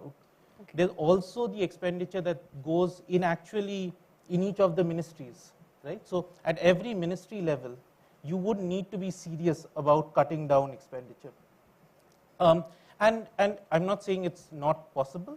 All I'm saying is that in a year where your growth is slow, so there'll be pressure for countercyclical, both fiscal and monetary policy. In a year where we've got a series of state election budgets, right? It may very well happen that later in the year, we might be sitting out here saying that, oh well, NREGA allocations have to be increased, or the amount that goes through PM Kisan might have to be increased. And resisting that temptation has to be, you need to really have that resistance in order to maintain that 5.9% of GDP. Finally, just on CapEx, the government seems to, the news reports one has is of 9.5 trillion rupees. 9.5 trillion rupees is enormous. It's 3.1% of GDP. If the government actually manages to do that, that's actually going to be huge. So even a 5.9% of GDP number, I mean, my own calculations, I've assumed a 9 trillion rupees capex, which is around 3% of GDP. The only qualifier I'll put there is it's worth looking at what that 9 trillion rupees is going to look like. Because this year, the government's capex has been very strong, they've been spending high, but hey, ₹1 trillion of government's outlay has gone to states in terms of an interest-free, in terms of a loan, right? A part of it also comes from, public sector companies that were below the budget being accounted for in the budget. So fiscal transparency. Now, it's obviously very good fiscal management, but what it means is that the absolute level of capex it's just shifting from one balance sheet to another, right? So it's not necessarily a boom. So that's the qualifier I'd put in terms of the capex. So I will, when the budget comes out, I think one of the things that me and possibly everyone on this panel would be looking at is not just the absolute amount of capex, but also what that entails. So let's pluck it out and see what it is. So all this put together, the government can achieve a 5.9% of GDP, but it has to be really focused to clear this bar. Lokeshwari, before you ask the question, there are two things which I would like to issues which have been spoken of. This is, of course, we are all economists. Nilesh, of course, is an expert, so all of us have our own views. So it's just my perspective. See, when we're talking of capital expenditure of the government, okay, last year they had 7.5 lakh crores, right? 1 lakh crores was actually transferred to states, which means that if states spent it, they would be showing it as their capex. So actually, realistically speaking, the government was asking for 6.5 lakh crores. Remove another 1.5 lakh crores which went for defense. So we're really talking of 5 lakh crores of money going for infrastructure. Now, if you look at the overall economy, for example, let's assume with all these growth rates, 273 lakh crores, we'll end up with, say, a target of something like 300 lakh crores of GDP for next year. 30% of that is your capital formation, which is how much? It comes to 90 lakh crores. So honestly, I asked this question, can this number of 5, 6, 7 lakh crores move 90 lakh crores? And for so many years, we have been saying that if the government spends, private sector will follow. But private sector is not followed. So let's not get into this illusion saying the government spends, a private sector is going to spend, economy is going to gallop around, 5 trillion economy, now we're talking of 10 trillion economy. We're nowhere close to 5 trillion economy. Whatever that 5 trillion economy is being achieved is because of inflation. 15% growth in my GDP is taking me closer to 5 trillion. That's not the kind of growth we're looking for. So that's one clarification. Second, when we're talking of GDP growth slowing down, I'm going to counter what Aruti was saying. He's looking at it in a certain way, perfectly right. Economists look at it this way. If I look at the 8 sectors which contribute to GDP, will agricultural value added be affected by recession in the West? The answer is no. Agriculture grows because it has to grow. Monsoon is good, I get a good output, I get my 4% growth from there. Second, if you look at manufacturing, 1.6% growth last year. So we economists use this clumsy explanation, we know nothing happening, we'll say base effect. So 1.6 will become 5-6% for certain.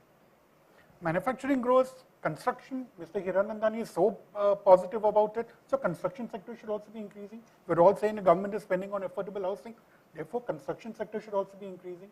We bankers feel the banking and real estate sector which we're looking combined, credit growth will slow from 15 to 12%, so I'll still get that buoyancy in growth in the financial sector.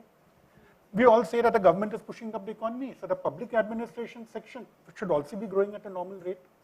So the only sector which could actually be growing at a lower rate is that trade, transport, where that pent-up demand is still going. All of us are going for holidays, all of us are traveling. So therefore I feel, talking of growth rates less than 6%, it is definitely an acceptable view, but I think that 6.5% real GDP growth seems to be very reasonable if I look at it this way. I think he was building in the global challenges and the No, recession the global challenges, okay, other but countries and so on. Okay, yeah. Exports we all know exports are peripheral to our growth. Okay, we are not like the East Asian economies which are driven by exports. So even in case the world economy slows down, our exports will get a beating, definitely. We're not talking of exports driving, but we are not an export-oriented economy. So how much ever you like to say we're globalized, we're integrated, but we've never seen exports driving the Indian growth. Anyway, I think. Sorry, I've just countered. Yeah. No, it's good. It's good to have contradictory opinion, of course. Yeah, it's good. So 5.9, 5.8 is what you're saying. So I'd just like to know, Ms. Sinha, what do you think? Where's the number going to be? So we are also expecting around 5.8 to 5.9. The challenges which, like Aurodeep mentioned, would definitely be there. Tax revenue collection with the expectation of nominal GDP growth slowing down to around 10% or so from 15% that we had this year would definitely have an impact on tax revenue collection. What we have factored in is a lower subsidy burden compared to this year. And for CAPEX, while we are expecting CAPEX to grow because we feel that the government will continue its focus on CAPEX, but at the same time, already on a high base of 7.5 trillion, I think it could at best be, another 10 to 12% increase to that, not a very significant increase. So that's the broad parameters on which we are basing this 5.8 to 5.9. But yes, it is going to be a very challenging task because next year the government will be struggling with, concerns around slowdown. So, Mr. Sabnavis, your target is also around that? Yeah, I think whatever the number is, because under ceteris paribus conditions, 6.4 based on the higher GDP growth number which we got will lead to a number of, it could come to 6.1%.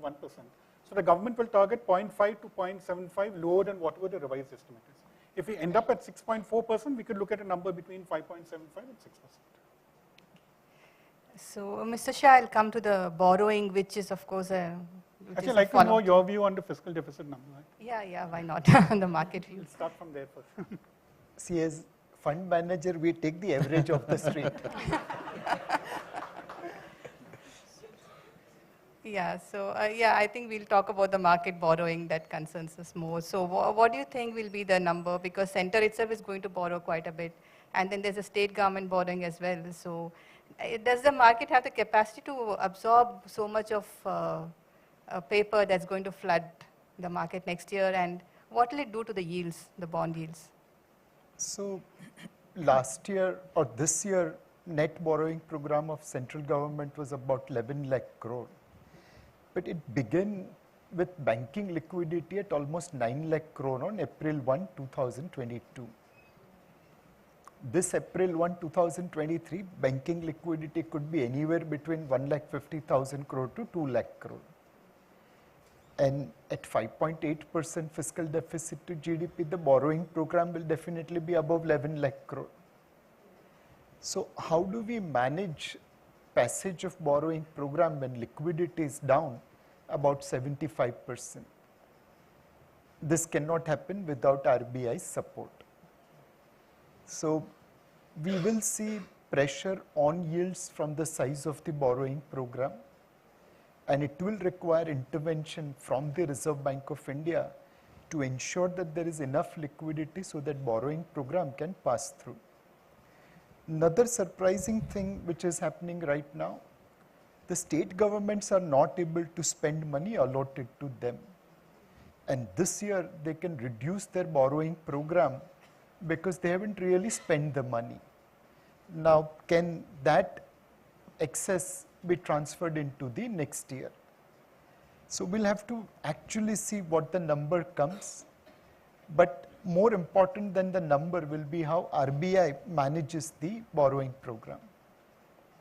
So we are talking numbers here. So yield, what do you think is going to happen? It's going to go closer to 8 again, the bond yield, 10-year? See, our yield curve will be influenced by what happens in the West, especially US Fed. Now, market is expecting Fed to peak out by March, April 2023 at 5%. And they should start cutting rates as per market expectations by end 23. Now, if that's going to happen, then it's quite likely that RBI will be 2-3 months behind them. So yields can go back up, but it will again come down thanks to RBI's intervention. And will it be fair to say, based on today's numbers, we are looking at a 10-year yield between 7.25 to 7.75 in the first half, and then maybe 7 to 7.5 in the second half? That should be possible. Sabnavas, you want to say something? Yeah, see, the problem we're going to have this year is that the gross borrowing program is likely to be 16-17 lakh crores. Going on the basis that normally your net borrowing program is around 2/3 of your fiscal deficit. So assuming this 5.8, 5.9% fiscal deficit, we have large amount of redemptions this year, 4.5 lakh crores of redemptions. So therefore there's a large amount of money which is required. And as what Nilesh said, your liquidity is actually dried out. So, and we have also seen that bank deposits are not increasing. And I think one issue, which Mr. Hiranandani was pointing out, saying how well our stock markets are doing, or probably we spoke offline, and the fact that even though FPIs are withdrawing, mutual funds are investing, I think the problem actually is that households no longer want to put money in deposits. Okay, because they're getting a low return, so even though interest rates have been increased, people are already used to investing in the debt part of the mutual funds, equity mutual funds for those who are more adventurous, which probably may not be a very healthy sign from the point of view of the banking system. Since I work in a bank and we're saying all the time deposits are not increasing, we are saying that high inflation has cut down on people have gone ahead for consumption, GST has benefited, so government is happy, people are happy they have spent money, but my savings have been affected. To the extent I have limited savings, I prefer to put it in the equity market. I feel that 60,000, Nilesh may probably jump at me, may not be justified given the fact the way the economy is performing, but we are one of the best performing markets. So everybody is greedy, greed is good. We heard that in Wall Street, the movie, that was fiction, this is reality. So we're actually seeing funds going to the stock market. And I think that is going to be a problem for the RBI. How do you balance this entire liquidity situation? And this year, all those TLTROs, LTROs are going to mature. So again, there will be another redemption of, I don't remember what the number is, 80,000 crores, 1 lakh crores. So there's going to be a lot of pressure. There has to be a lot of fine tuning by the RBI to ensure that there is what you call the yields are in a sane level. But based on what we have seen, the way in which the market has been managed, I would fully agree with what Nilesh is saying. It will be managed well. That I think RBI is not going to sit back and say, let things happen the way they should be happening. So there will be lots of interventions, but there will be more monetary policy action to ensure that we reach these stable levels. So I think that 8%, where I think logically we should be going to the 8% for the 10-year yield, but we probably will never see Yeah, so I think Mr. Aurodip will have a counter view. No, you have not, something not to every add, has yeah. a counter. That's fine. If you have something to add, please to go ahead. I mean, so one is that I know, I'll just take from the point which Madan said, which is that you might think ceteris paribus everything goes up, yields go up, but as Nilesh rightly mentioned, we expect a pivot in the Fed cycle, just 2 more hikes, and then in March sort of ends, and then our current call is that inflation in the US sort of falls below the kind of psychological mark of 0.2% month on month core inflation by around September or so, and then just the state of the economy at that point with unemployment rate close to 6%, they should start cutting.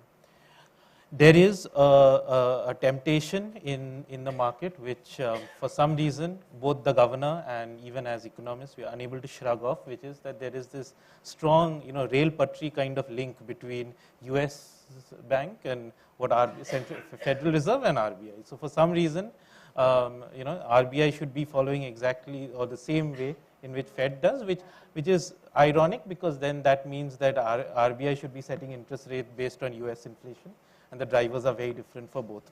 But nevertheless, I mean, we could, 6 months, 9 months down the line, it could be Madan's world of 6% growth, or it could be our world of say 4.5 or 5% growth. But if indeed growth disappoints in India, right, and you have a 4-handle growth, right, and inflation, because of base effect, because of other disinflationary impact, should be in a 4.5 to kind of 5% range, then I guess the perfect conditions exist for the RBI to start easing. And I think we have a out of consensus call of 75 basis points of rate cuts this year.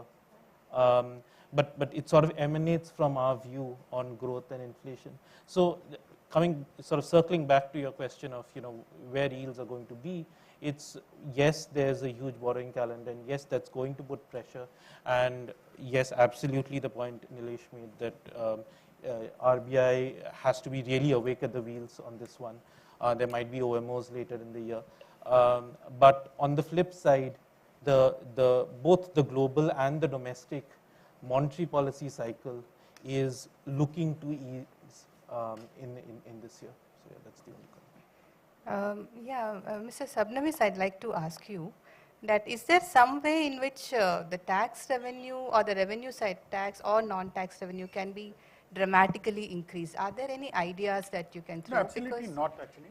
They're talking about some customs duty hike on 35 one thing items. is that if you increase customs duty hike, somebody else is going to complain.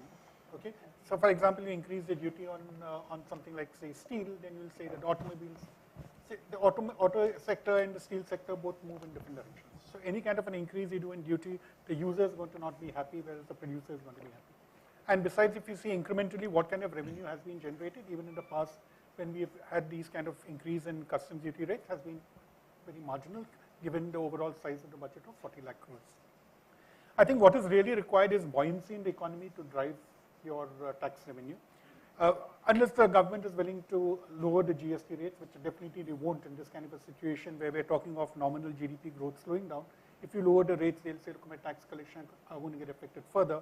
So I don't see any kind of relief coming out here. Even in terms of non-tax revenue, we should keep one thing in mind that the kind of money which we got from the Reserve Bank in the past, in terms of your non-tax revenue, is going to come down substantially. Because this whole year we've had surplus liquidity, so that RBI's expenditure has gone up in terms of whatever securities they are holding, yields have come down, which means the revenue has also been affected. Some people are even talking about maybe not more than 10,000 crores for this particular year. We're not sure how that number finally works out. Of course, there are lots of those reserve adjustments which keep happening, which could probably increase the number. So I really don't see too much happening on the non-tax front. So even in terms of disinvestment, I think we need to be a bit more practical, get the right kind of numbers so that we're able to realize it. And even disinvestment history shows that when you start off on the disinvestment program, low-hanging fruits are plucked. Afterwards, it gets progressively more difficult. So I don't think there's too much of scope for the government to raise more revenue in terms of increasing taxes. Some things could be done to placate certain industries, which could get you some bit of revenue. But in the overall scheme of things, something which will Anything get you for 1 lakh crores, no, I don't think. For the HNIs, or could it be increased for the higher income? See, already, or I think something what like Mr. that? Hiranandani was It's talking already about, been, saying that the highest, it's better for an individual to call himself a company and get to pay a lower tax. I think that anomaly is there. Now, one can go into the ethical issues of merely because you're rich, I can tax you as much as I want to, and that's also a theory which is there. I was just looking at this Oxfam report which came out a couple of days back. When you read that, you keep wondering where we really are. I mean, if 1%, 2% of the population is holding on to 60% of the wealth of the country, something seems to be wrong. So there can be arguments for saying tax the rich more, but the fact remains that if you keep taxing industry, the rich more, it will become counterproductive in terms of, because finally if you see where is income being generated, it's being generated by the corporate sector. They're generating the employment. So as a socialist economist, I would still say that tax the corporate person more, but you keep taxing them, then the productivity comes down, overall GDP growth also slows down. So I don't think there's too much of scope out there. Yeah, Mr. Shah. So there are a few things which government should consider. We have about 9,000 properties in what is known as custodian of enemy property. These are real estate as well as equity shares. Now this act came after 1965 war, where Indians who migrated to Pakistan, their properties were seized by India and vice versa by Pakistan. Pakistan liquidated all this custodian of enemy property in 1971. We are 50 years behind Pakistan. Can we as a country reach to Pakistan's level in liquidating custodian of enemy property? That's 1 lakh crore available. Second, I am a retired chartered accountant because I am not practicing. But even I can see there are so many tax loopholes. For example, when you switch between mutual funds, you pay tax. But in ULIP, unit linked insurance plan, you don't pay tax, you defer your taxes. 6 lakh crore ULIP AUM, 1,80,000 crore switches at 30% assumption, 10% or 15% income on that, you are leaving probably 3,000 crore worth of taxation. Plug that loophole. There is what is known as zero coupon listed debenture. It's a cottage industry where interest income is converted into capital gain. Now obviously the guy who is paying 10-15% tax, he is not converting his interest income, it is 43% HNI. 1 lakh crore outstanding in listed debentures, assume 10% interest rates and 25% tax arbitrage, another 2,500 crore available. There is this cottage industry of capital gains on SME exchange IPOs. I don't even know what is the quantum of tax planning going over there. Plug that loophole. There is something known as bonus stripping, where bonus shares are valued at zero. I mean, logically, why not divide the cost, just like the price is getting divided? So you start plugging loopholes and you can raise about 10-12,000 crore in capital gains. And this is from the advice of a chartered accountant who has already retired. Now please create ethical taxation loophole plugging competition. There are many of my professional colleagues who will advise government how to shift India from Africa to Asia. Geographically we are situated in Asia, but mentality wise we are still in Africa. Our tax compliance is comparable to African nations. Many people still believe in Mahatma Gandhi's goal of non-cooperation, and they are non-cooperating with our government by not paying their taxes. Now we have to make them aware that Gandhi ji ne British government ke liye bola tha, now it is Indian government. So do ethical taxation competition. The third thing, we had about 17 lakh Indians surrendering their citizenship between 2014 to 2021. Now, if these people are taking away $250,000 per head, it's not a very large number, reasonable number. We are looking at upwards of $300 billion going out of this country. Please put tax on them, just like American government puts tax on American citizens when they surrender their citizenship. On a $300 billion, 30%, that's $90 billion taxation. Now, it's not going to come this year, but one, it will deter people going abroad. Second, if Nirav Modi and Mehul Choksi goes away, at least 30 rupees is kept in India and only 70 goes out. So there are ways and means in which government can improve tax compliance without raising tax rates. And one final big elephant in the room, which we are not talking about, which we are not attending, is India's obsession with gold. Our official net import of gold is $35 billion a year. Today, in Mumbai, spot gold is at a discount to fair value of gold or market price of gold. Why are people offering discount? Because there is gold smuggling going on. Based on the gold seized at customs, and assuming that gold smugglers are not charitable organizations which are working to give their smuggled gold to the government, our net run rate of gold smuggling is $7 billion a year. This year that number could be $10 billion plus. These are the remittances which instead of coming to India is coming via smuggled gold. And if you return back from any foreign country, you will see travelers loaded with gold jewelry, especially on Middle Eastern flights, walking through Green Channel. That's also your remittance money which is returning by way of gold. No one knows what is the extent of gold Indians are owning. The World Gold Council is giving some estimate, but we have to open Padmanabha Swami temple to figure out how much gold Indians are owning. Now this is gold lying in your tijori and safe deposit locker. Can I monetize gold? The extent of gold owned by Indians is anywhere between $1.5 trillion to $2.5 trillion. If I give gold disclosure scheme and bring that capital into white and get 25-30% taxation, I don't think so government will have shortage of resources. Their problem will be how to spend the money. Excellent, excellent suggestions. I hope the FM is listening, to all this. Yeah, this of course obvious and everyone knows them, but yeah, we need the will to implement them. Yeah. So I'll quickly, the last question before we move to the audience, I just wanted to talk about consumption a bit, how do we boost consumption through the budget? So Ms. Sinha, would you like to give some suggestions? Do you think, till now, I think last 2 years, we didn't really put any money in the hands of people by way of cutting taxes or giving more doles and so on. So do you think something like that needs to be done or can be done?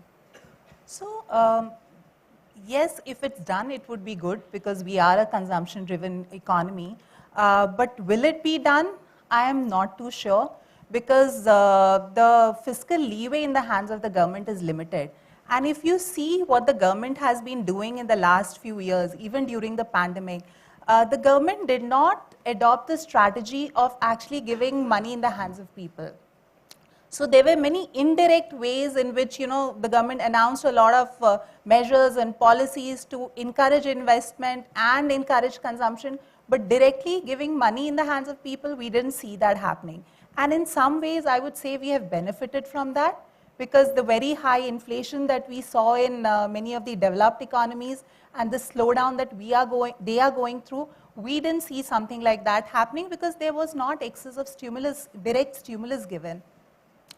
Yeah, having said that, while I'm saying there's limitation to what the government can do at this point, but we also have to take into account the fact that if I look at what's happening on the consumption front, it's very clear that post the pandemic, the lower income category has got impacted more.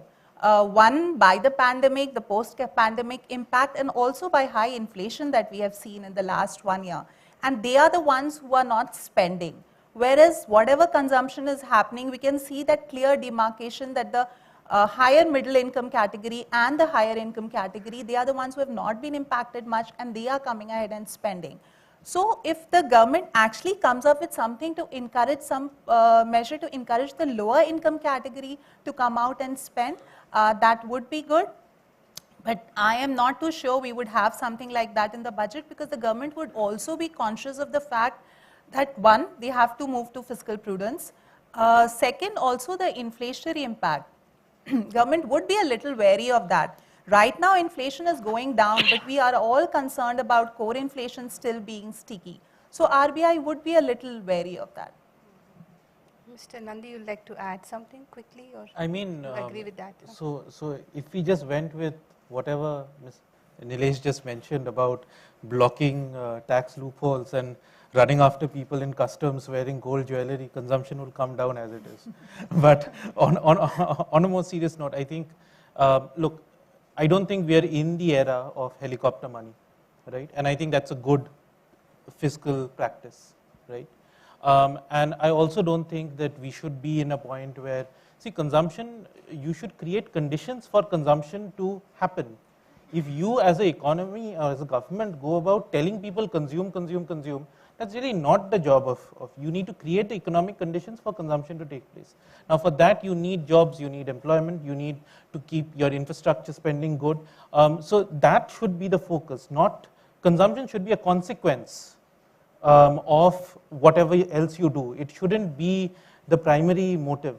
But having said that, I think the government's main aim should be that, okay, if it's the bottom of the pyramid that's getting hit, right, what is the social safety net that one has? So be it NREGA, be it support on food. So basically if someone is really desperate and needs a job, and that's by the way happening in the rural sector currently, right? The NREGA number of households getting for this is it's quite still sizable, and it's that needs to be buffered. Maybe something on income tax will probably if there's a little bit of tax rate tweak, again it's the upper end, by the way, that will get impacted more than the lower end. So you can do these small tweaks, but I think it's advisable not to sort of just give direct cash. And again, the point I'd like to underline is, don't make it a consumption budget. Make it an investment budget, make it an economy budget, and then let consumption come.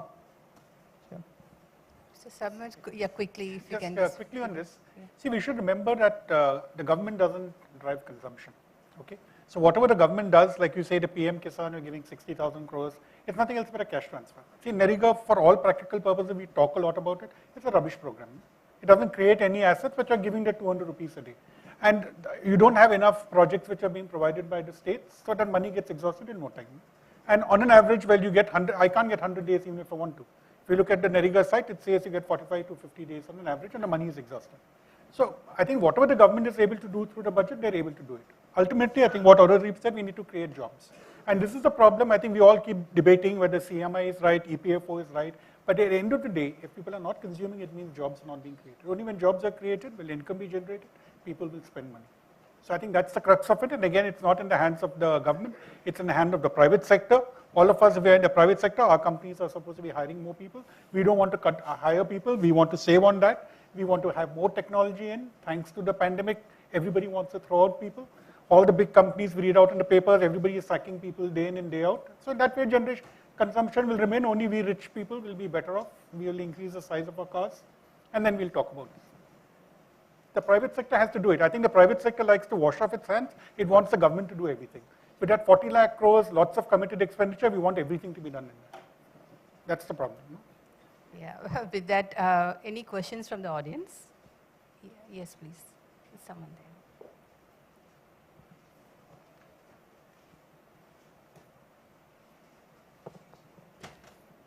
Hello, and thank you so much for such a wonderful discussion. I am Dr. Ajit. I am from Wellington Institute.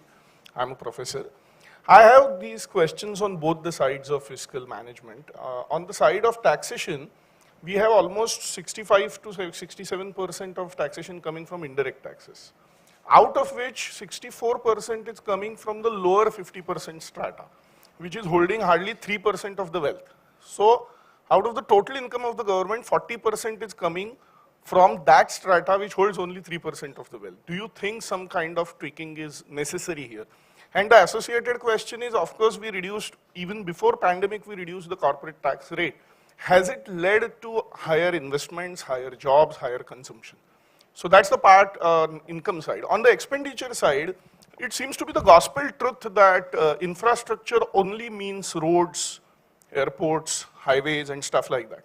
On one hand, when the government is spending 100 rupees on all of these things, it spends hardly 5 rupees on education, healthcare, and stuff like that. Do you think that imbalance is somewhere bogging our consumption and job creation down? There are many parts to it, so I'll talk about the second part because that's also something which I strongly feel. What he spoke about as to what are we doing in terms of investment in human capital. So like we have all been discussing, when it comes to physical infrastructure, there is no doubt, definitely there's a lot happening on that front. And there is data to support that, and we are seeing progress on ground. So that things are moving there.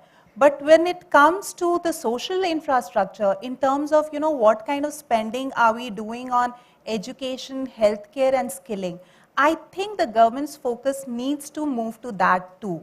Because still, if we look at it in terms of our total expenditure, what is going to health and education, it's very dismal at around 2 to 3%. So that needs to increase significantly, because we are also talking about, we are a nation of huge population, we have this demographic dividend, and if we do not utilize it, if we have a situation like what Mr. Hiranandani said, on road we have so many unemployed people, but at the same time business is not getting the kind of skill that the business requires, because the appropriate skilling is not there. We have a lot of people around us with education from they have degrees, BA, MA, but they are not suitable for jobs. This I'm just talking about education. Then the whole aspect of health. We have a large part of our population is dependent on government to provide health care. They are not dependent on the private sector. So in that sense, what is the government doing? So if we want to really reap the benefit of demographic dividend, it's important that the government quickly starts increasing its focus on the human capital, which would be health, education, and skilling. The inequity in tax you were saying about, who would like to take that? Yeah. Well, I mean, if I remember my college economics right, indirect tax is regressive, right? In the sense that, you go and buy a Parle-G, you're paying as much as a laborer is paying. And with the GST coming in, the whole idea is that you have a more comprehensive tax net, so that it doesn't escape. And I guess probably that's one of the reasons why, you would come up with a statistic like, oh look, so many people, you're relying on the bottom of the pyramid for this. But I mean, the other thing is, what's the counterfactual? If you want to reduce, say, your GSTs and you want to reduce your indirect taxes, then you've got to shore up those revenues by direct taxes. Now, direct taxes would mean that so it means two things. One is that the part of the consumer pyramid that is actually driving overall consumption now, right? It's the SUVs and not the mass market. You're targeting their income. By the way, RBI has raised effectively their policy rates by around 300 basis points. That again hits the top pyramid. So if you're talking of the lakhs of people who are leaving the country, if you're talking of people who are sort of at the top end, the only way then to, if you want to reduce indirect tax, is to either A, increase compliance of direct taxes, which is obviously possible, but in a short term, you would want to then increase tax rates. And I don't think that really serves the broader economic purpose. So agreed that this is not an equal form of taxation, but I guess the counterfactual would be a bit scarier. If I just put a perspective to what you have raised, I think we should, this is from the Oxfam report, I think, I read the same thing about the GST collections coming. We should remember that there is a lot of inequality when it comes to income which is measured. However, when you look at consumption, all the rich people don't consume what they earn. Okay, we stack it up in stocks and those values go up, which reflects inequality of wealth which comes in, all comes as part of that. Consumption is done by everyone. So even the people at the lower pyramid are also consuming. That's why they end up paying the amount of GST collections tends to be higher, tends to be paid more by the bulk of the population which is in the lower income group. So I think that's just a perspective. But now whether it's right or wrong, I think that's how it's going to be in any society. See, reduction in corporate tax rate actually has never helped to push up investment. I remember when I was a student in the 1980s, there was this supply side economics, Laffer curve, which said you lower the tax rates, people will start investing more. No, you invest more, then you earn more income, more consumption, more investment. and that kind of stuff was said. It works in certain phases, it doesn't always work. So we have seen, unfortunately, 2019 when the tax rates were lowered, we had the pandemic coming, so there's lots of explanations as to why things did not happen. But the fact remains, if I actually say, because today if you look at the effective tax rate for corporates is 22%. 30 may be the nominal rate, it came down 25, but 22%, if I look at PBT and the amount of tax paid based on annual reports, the rate is 22%. And people won't invest just because there's investment. It goes back to the issue of consumption. If there's no consumption, I have surplus capacity, why should I be investing? So even today, if you look at it, consumer goods industries are not investing. Most of it are infra-based industries. So when we say, RBI data says capacity utilization has gone up to 74, 75%, A, it's a small sample, B, it's not comprehensive. And when we look at certain industries, steel industry says we are operating 110%, they're investing. Whereas people like your consumer goods, FMCG are saying in their commentaries when they have investor presentations, we're waiting for demand to recover. So even if I'm a corporate, there's no reason if my tax rate comes down, I should invest unless I have good consumption. We have exceeded time a lot. I just realized it was so interesting, I didn't keep track of time. I will take just one quick question. Only keep it short, okay? We'll just end it. We are giving long answers. No, it's all so engrossing. I just lost track of time. Yeah, can you just wrap it up quickly? Good afternoon. Myself Saket. I am from Saket Institute of Management, Kalyan. This question is to Nilesh sir. Sir, to increase the tax base, saying the quantum that we have in our economy, can we rationalize tax rate, and also if we incentivize the taxpayers, will it be helpful? So, Saket bhai, I can't answer that question because I am the person who is paying 43% tax. Sir, Nilesh bhai, but I just you are want the right to, person to then to give the answer. No, because whatever I say is driven by my self-interest. But I just want to bring a irony in picture.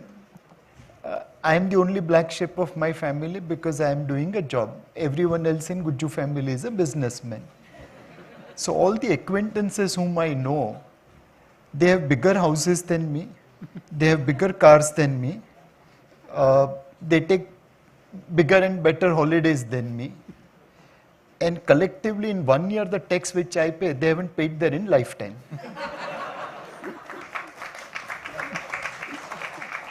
Nilesh bhai, one thing, as much as you abhor gold investments, someday we would like to know views of your wife as to what she thinks about gold investments. Palak bhai, my mother told me that buy gold for my daughter's wedding. And I said, Mom, gold, blah, blah, blah. She shut me down by saying one simple thing. કે છોકરીના લગ્નમાં certificate પહેરીને નહીં જવાય, ઝુમખા પહેરીને જવાય. So, I may be saying whatever I want to say here, but in house, my mother, my wife and my 2 daughters, they only talk, I just keep quiet. Every household. Thank you so much, our panelists, for your very insightful discussion here. So I'd like to wrap it up here because we really run out of time. So thank you. Thanks everyone.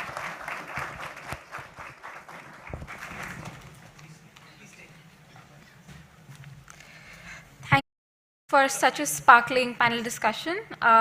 Can I request Mr. Palak Shah, Deputy Director of Businessline, to please come up on stage and present mementos to Mr. Nilesh Shah and Ms. Rajani Sinha.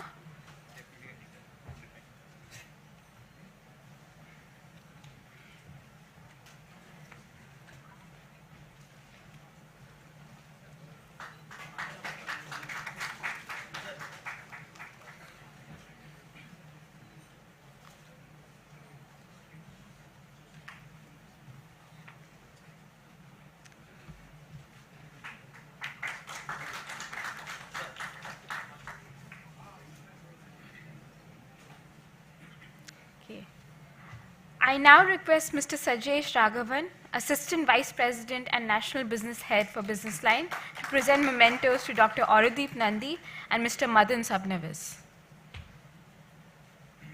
So our editorial team is presenting the panelists with the book published by the Hindu group, The Wonder That Was Harappan Civilization. This book marks the centenaries of the discovery of the Indus Valley Civilization excavations, and it has got 600 photographs, maps, and several illustrations. You can buy the book at the stall outside the venue.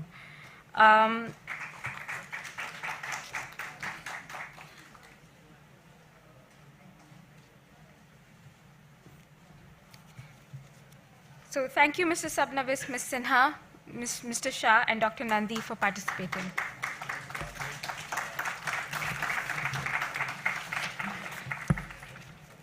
So we will now have a 10-minute break. We're running short on time, so I would like the attendees to come back pretty soon. We also have a stall outside for the attendees to take pictures, so that's a fun activity. Please take your break.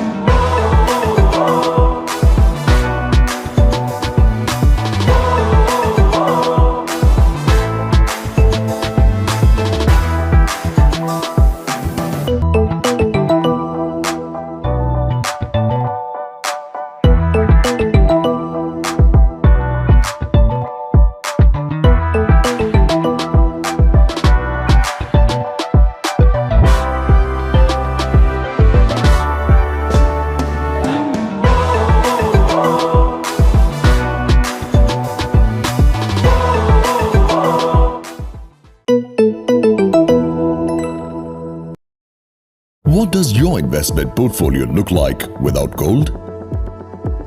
Incomplete. Why? Because as a gold owner, you have the power to make bold decisions.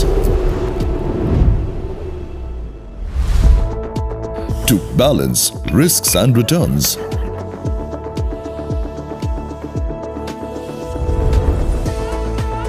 The power to buy and sell right at your fingertips. Because as a gold owner, you can secure your investments with your strategic advantage. Gold. Without which your portfolio is incomplete. Power your portfolio with gold. World Gold Council. जिंदगी को दें रफ्तार, शुरू करें इसी त्योहार, खुशियों का सफर बिताएं साथ मिलकर। त्योहार तभी हो जब अपने साथ हो। SBI के संग इस त्योहार छोटी किश्त से बड़ी खुशियां ले आए। SBI, the banker to every Indian.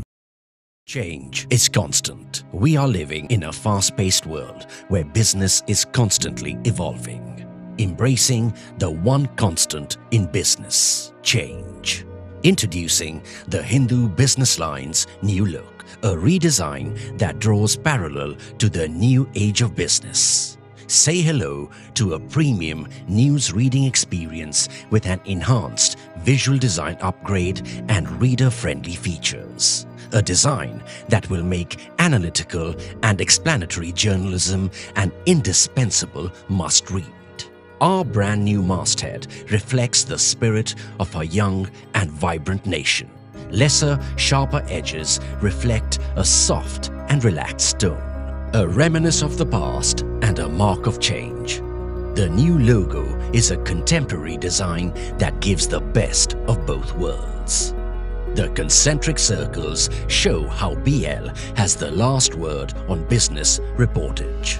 The grey background, red pointers and a large image at the center highlight the best stories of the day. Giving the attention they deserve, headers are now in a distinct red color. Big impactful pictures and more visual elements. Clearer content hierarchy and demarcation. Shift to a more digital-friendly brand identity from Business Line to BL. A reader-friendly design that separates the content from the daily business report. Cross-platform navigators to aid content discovery. Portfolio is now a visual treat, with more of a magazine-like look. The reader will be taken into a depth of infinite information aided with powerful visuals. Now standardized to the color family of blue, the BL graphics are dynamic and direct. Layout is now made vibrant, bolder and smart with more emphasis on the magic of white spaces. A page aligned to such perfection, giving the readers the most enjoyable and organized reading experience. Text and visuals blend like magic to carry out storytelling in the same intuitive way in which we communicate via text messaging. When entrepreneurs make bold decisions, our font matches them. When markets become vibrant, our ink shows it in our changing colors.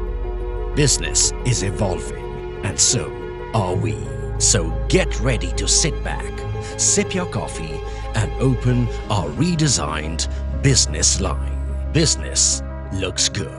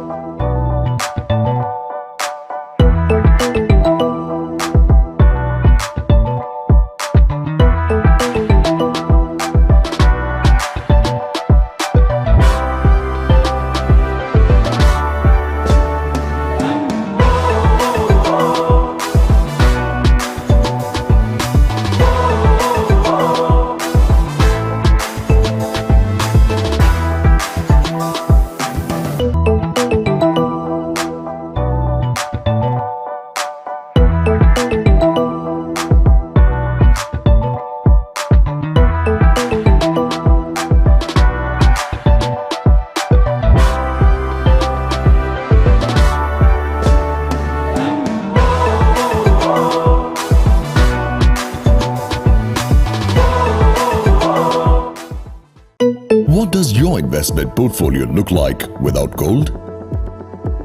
Incomplete. Why?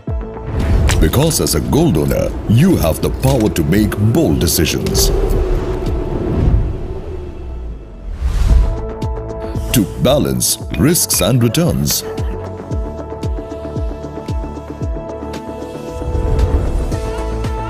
The power to buy and sell right at your fingertips. Because as a gold owner, you can secure your investments with your strategic advantage. Gold. Without which your portfolio is incomplete. Power your portfolio with gold. World Gold Council. जिंदगी को दें रफ्तार, शुरू करें इसी त्योहार, खुशियों का सफर बिताएं साथ मिलकर। त्योहार तभी हो जब अपने साथ हो। SBI के संग इस त्योहार छोटी किश्त से बड़ी खुशियां ले आए। SBI, the banker to every Indian. Change is constant. We are living in a fast-paced world where business is constantly evolving. Embracing the one constant in business, change. Introducing the Hindu Business Line's new look, a redesign that draws parallel to the new age of business. Say hello to a premium news reading experience with an enhanced visual design upgrade and reader-friendly features. A design that will make analytical and explanatory journalism an indispensable must-read. Our brand new masthead reflects the spirit of a young and vibrant nation. Lesser, sharper edges reflect a soft and relaxed tone. A reminiscence of the past and a mark of change. The new logo is a contemporary design that gives the best of both worlds. The concentric circles show how BL has the last word on business reportage. The grey background, red pointers and a large image at the center highlight the best stories of the day. Giving the attention they deserve, headers are now in a distinct red color. Big impactful pictures and more visual elements. Clearer content hierarchy and demarcation. Shift to a more digital-friendly brand identity from Business Line to BL. A reader-friendly design that separates the content from the daily business report. Cross-platform navigators to aid content discovery. Portfolio is now a visual treat, with more of a magazine-like look. The reader will be taken into a depth of infinite information aided with powerful visuals.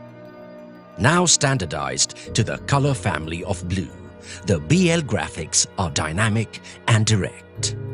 Layout is now made vibrant, bolder and smart with more emphasis on the magic of white spaces. A page aligned to such perfection, giving the readers the most enjoyable and organized reading experience. Text and visuals blend like magic to carry out storytelling in the same intuitive way in which we communicate via text messaging. When entrepreneurs make bold decisions, our font matches them. When markets become vibrant, our ink shows it in our changing colors. Business is evolving, and so are we. So get ready to sit back, sip your coffee, and open our redesigned Business Line. Business looks good.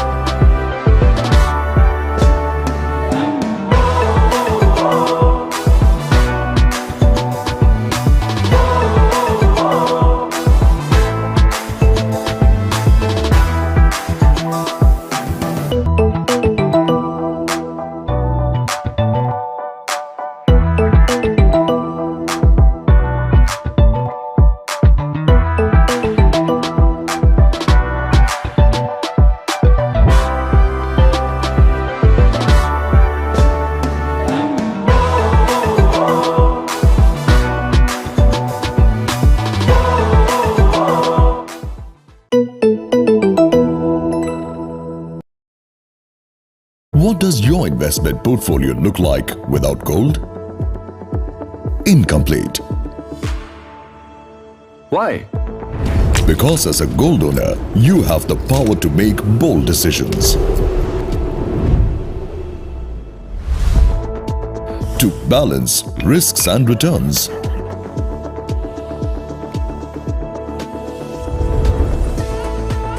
The power to buy and sell right at your fingertips. Because as a gold owner, you can secure your investments with your strategic advantage. Gold. Without which your portfolio is incomplete. Power your portfolio with gold. World Gold Council. जिंदगी को दें रफ्तार, शुरू करें इसी त्योहार, खुशियों का सफर बिताएं साथ मिलकर। त्योहार तभी हो जब अपने साथ हो। SBI के संग इस त्योहार छोटी किश्त से बड़ी खुशियां ले आए। SBI, the banker to every Indian.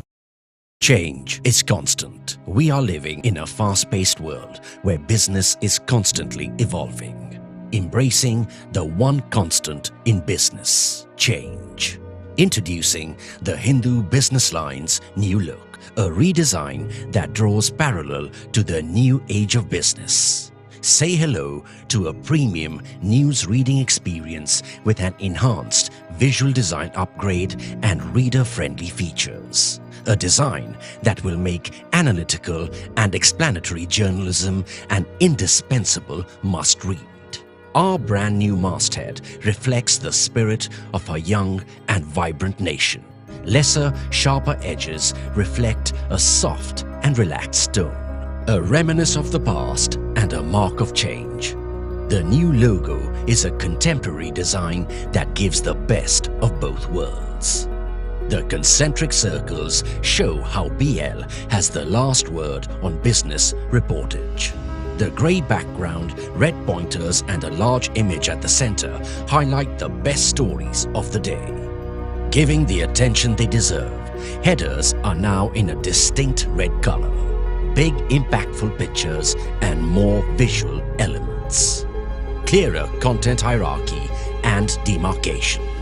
Shift to a more digital-friendly brand identity from Business Line to BL. A reader-friendly design that separates the content from the daily business report. Cross-platform navigators to aid content discovery. Portfolio is now a visual treat, with more of a magazine-like look. The reader will be taken into a depth of infinite information aided with powerful visuals. Now standardized to the color family of blue, the BL graphics are dynamic and direct. Layout is now made vibrant, bolder and smart with more emphasis on the magic of white spaces. A page aligned to such perfection, giving the readers the most enjoyable and organized reading experience. Text and visuals blend like magic. Change is constant. We are living in a fast-paced world where business is constantly evolving. Embracing the one constant in business, change. Introducing the Hindu Business Line's new look, a redesign that draws parallel to the new age of business. Say hello to a premium news reading experience with an enhanced visual design upgrade and reader-friendly features. A design that will make analytical and explanatory journalism an indispensable must-read. Our brand new masthead reflects the spirit of a young and vibrant nation. Lesser, sharper edges reflect a soft and relaxed tone, a reminiscence of the past and a mark of change. The new logo is a contemporary design that gives the best of both worlds. The concentric circles show how BL has the last word on business reportage. The grey background, red pointers and a large image at the center highlight the best stories of the day. Giving the attention they deserve, headers are now in a distinct red color. Big impactful pictures and more visual elements. Clearer content hierarchy and demarcation. Shift to a more digital-friendly brand identity from businessline to BL. A reader-friendly design that separates the content from the daily business report. Cross-platform navigators to aid content discovery.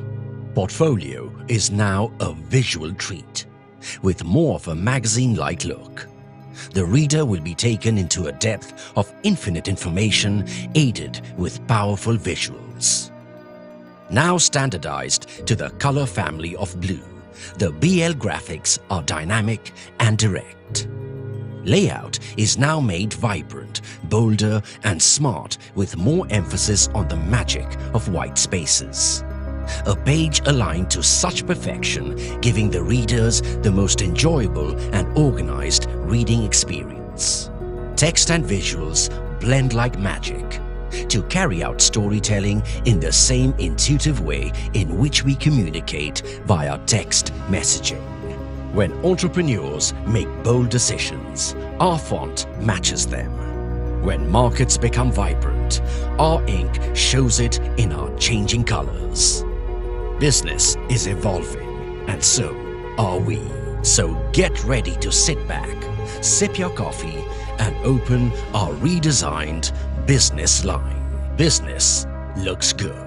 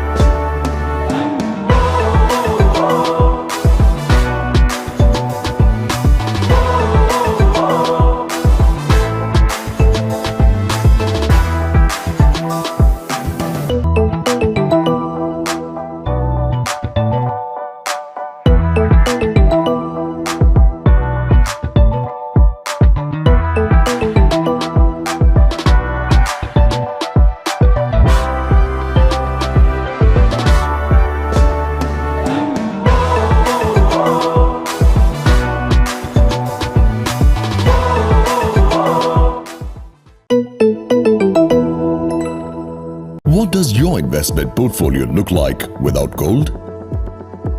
Incomplete. Why? Because as a gold owner, you have the power to make bold decisions. To balance risks and returns.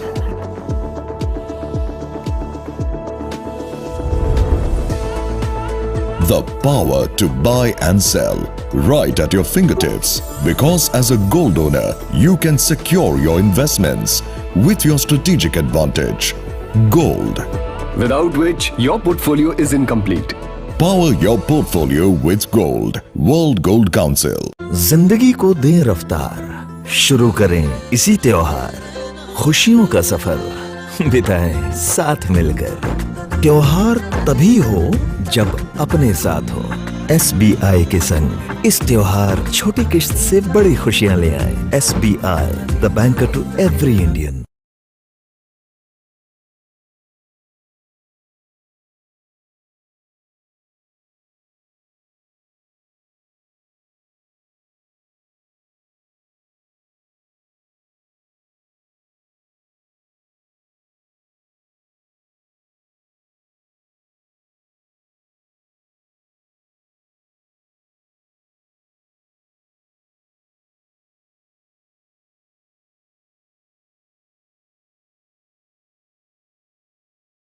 Change is constant. We are living in a fast-paced world where business is constantly evolving. Embracing the one constant in business, change. Introducing the Hindu Business Line's new look, a redesign that draws parallel to the new age of business. Say hello to a premium news reading experience with an enhanced visual design upgrade and reader-friendly features. A design that will make analytical and explanatory journalism an indispensable must-read. Our brand new masthead reflects the spirit of a young and vibrant nation. Lesser, sharper edges reflect a soft and relaxed tone, a reminiscence of the past and a mark of change. The new logo is a contemporary design that gives the best of both worlds.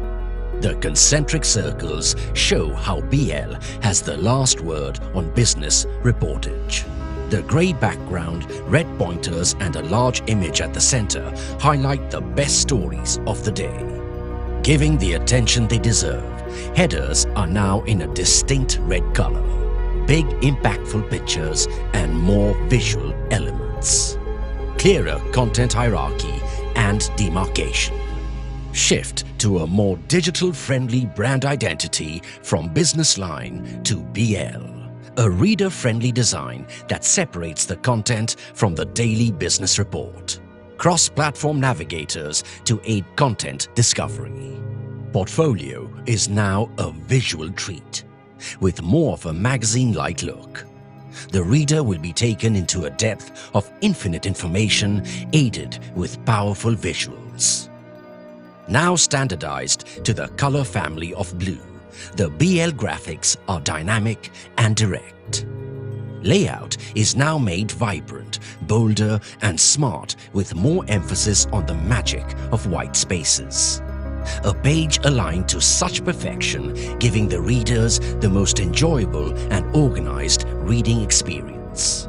Text and visuals blend like magic to carry out storytelling in the same intuitive way in which we communicate via text messaging. When entrepreneurs make bold decisions, our font matches them. When markets become vibrant, our ink shows it in our changing colors. Business is evolving, and so are we. So get ready to sit back, sip your coffee, and open our redesigned business line. Business looks good.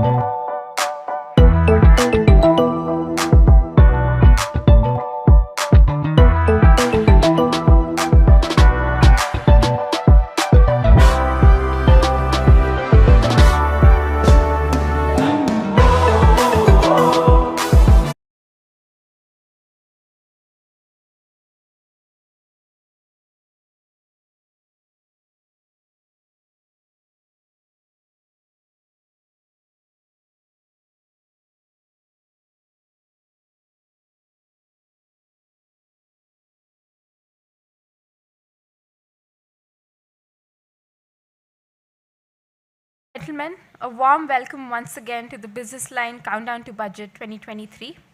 Can I request all of you to please settle down? I'm sure we're all looking forward to the second panel, so please keep tweeting about the event with the hashtag BLBudget. Moving on to the second session of the day, I would like to call on stage Business Line's Janaki Krishnan to moderate the second session on reviving this private sector investments.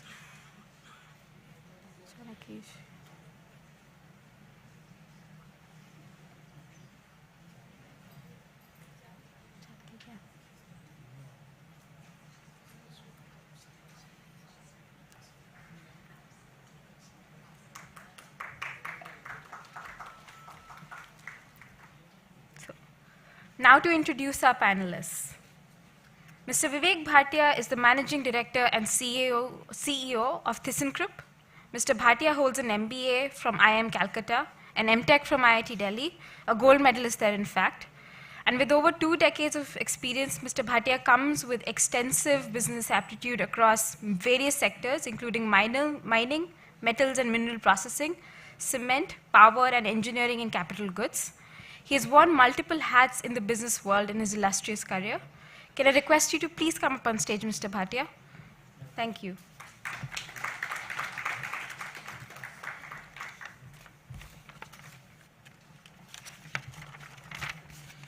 Our second panelist is Mr. Raj Balakrishnan, Managing Director and Co-Head of India Investment Banking, Bank of America. Mr. Balakrishnan has over 22 years of experience in investment banking across M&A, advisory, and capital markets. He's worked on landmark transactions in various sectors with a particular focus on cross-border transactions. I request you to please come up on stage, Mr. Balakrishnan. Thank you.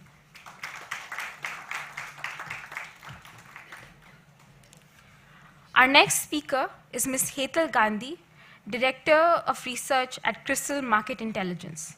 Ms. Gandhi has spent over 15 years at CRISIL. Her domain experience ranges across multiple sectors with focus on sustainable investment and linked sectors spread across agriculture and renewable energy. Her expertise on sustainable investments has aided her to cover unique areas on agricultural profitability, productivity, value chain investments, and agricultural reforms. I request you to please come on stage.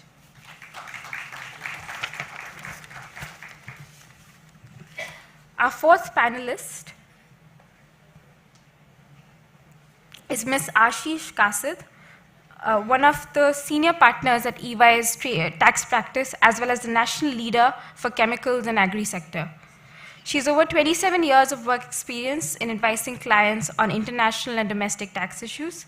Ms. Kasid is much sought after by several MNCs and domestic companies on various matters related to income tax and advisory, compliance, and or litigation strategy. Can I please request you to come up on stage, Ms. Kasid?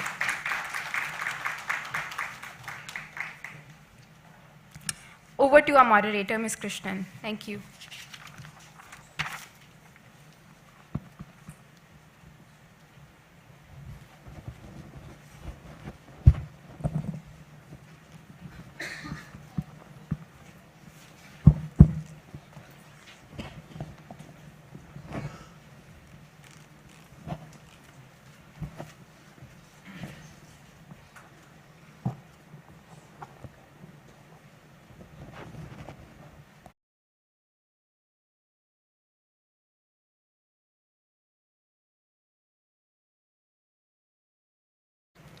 We had a very interesting first talk earlier, and there were some interesting insights which we got, and we have a very eminent panel over here, and I expect that we would have a very engrossing talk now.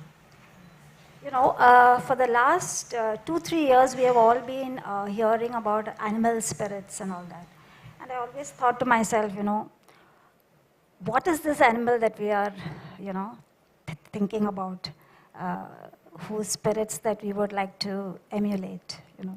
So on that note, the topic for this discussion today is about spurring of private investment, CapEx. So it is an established fact that private capital expenditure has been low last 3-4 years. And we can see some areas where it is going up, where there is an uptick. So we will start with Mr. Bhatia. What do you think about, do you think that there is an uptick in the private capital expenditure? And how do you see it in the near future? Yeah, I think to get a better understanding, it's important to de-average, you know, the picture, and then you start to see, you know, the peaks and the valleys. And particularly from the sectors that I'm coming from, so we are looking at mining, cement, captive power, sugar, and the related services part of it. I can say that there has been significant investment over the last 12 months or so, or even 1.5-2 years. And at least in terms of conversations that we are seeing in the market for new investment, it is as hot as it was. And definitely I think the next 18 months are also looking very, very robust in terms of investment. And the drivers are different for each of these sectors. So if we look at mining, I think a lot of new mining leases have been auctioned. And there is also an interest to bring in more technology, whether it is in terms of in-pit crushing or, you know, modernizing the mining infrastructure that we have. So there's a lot going on there. If you look at cement, I think the investments that have been happening on the infrastructure sector, are really encouraging the industry to get into investment in the creation of new cement capacity.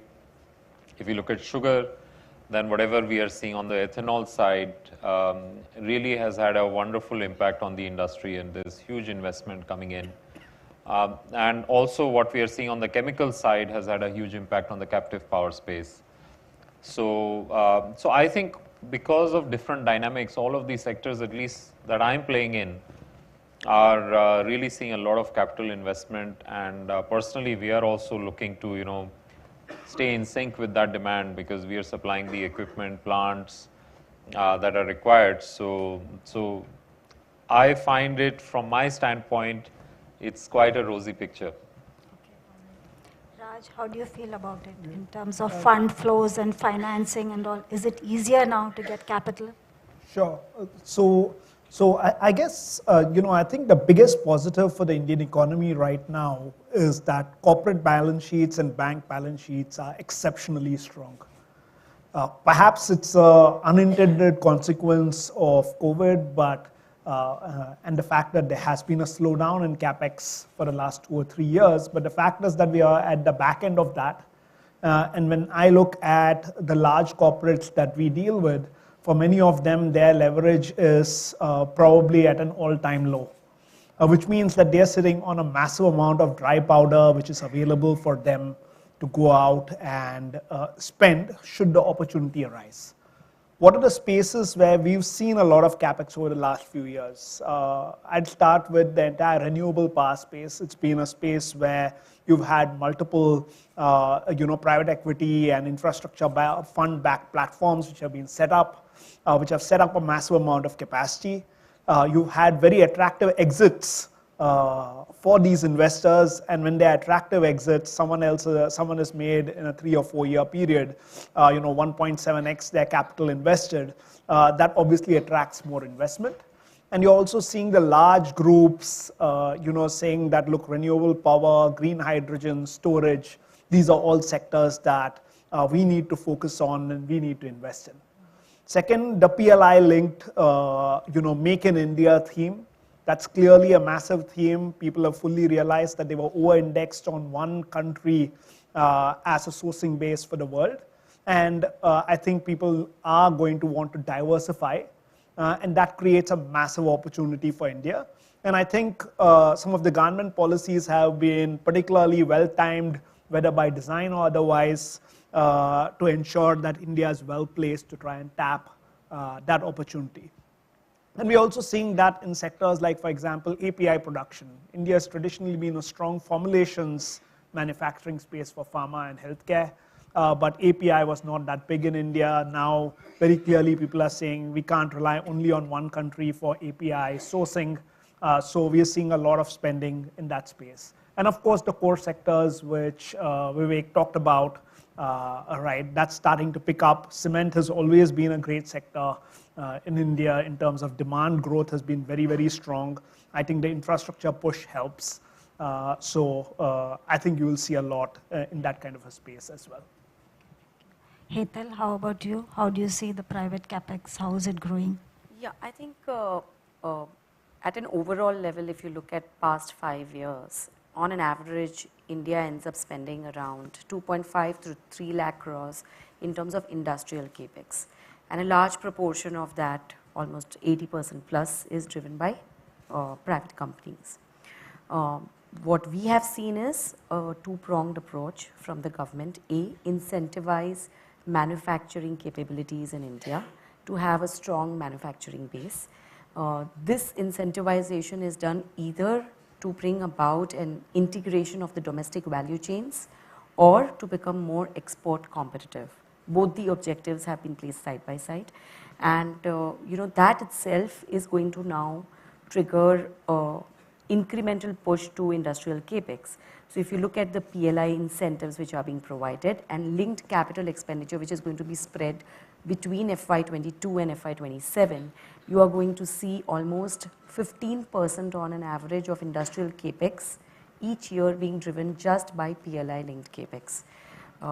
If you then look at the kind of capex that is happening, it brings you to the point that Raj was mentioning, that almost 55 to 60% of PLI linked capex is in new age technologies or green technologies. So you are clearly seeing newer avenues which are being explored, which is in a way a push from the government to have better manufacturing capex in the country. Now if we come to erstwhile assets or old age economy assets, I think the trends over there are mixed, which is what Vivek brought out.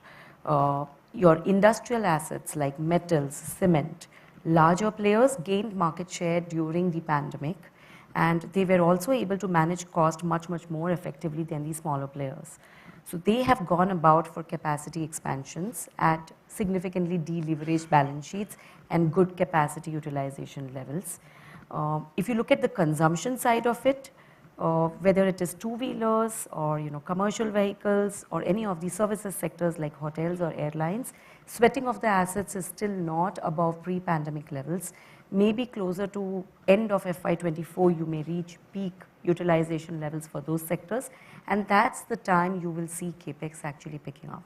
So, it's a mixed bag for erstwhile assets, where industrials have also already started showing signs of pickup in capex. So it will be a year more before you find some kind of a, spur in private investments. Yeah, we do believe that you will see private capex seeing a healthy growth rate. Easily 15 to 20% growth rate can be possible, A, because of the PLI linked capex that is happening, and B, because of industrial linked capital expenditure clearly picking up. But the venues of spending are clearly going to be different. And you are not spending on old assets, you are spending to create newer opportunities. And that's where the differentiation in the private capex is clearly getting built out.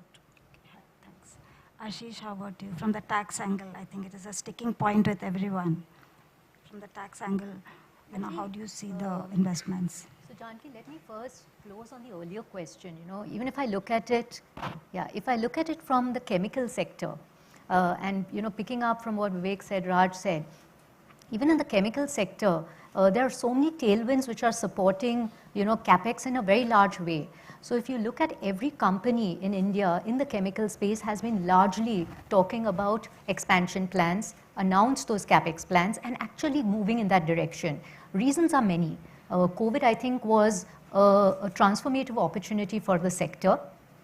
Companies had to start looking at alternate sources for certain kind of chemicals, whether they were Indian companies itself who were reliant on overseas suppliers and now wanted to backward integrate to de-risk themselves when supply chains were disrupted in a different manner unexpectedly, to the entire growth trajectory, both domestically driven by GDP growth potential, which clearly exists. In a 1.4 billion population, chemicals are the building blocks for any kind of manufacturing. So there's a domestic demand which is rising. There is import substitutions which are happening, and then you have the whole export potential in the marketplace, which is building out. So if you look at every large corporate globally is now talking about either a China plus one strategy or Europe plus one strategy for various reasons that have been discussed in the earlier panels.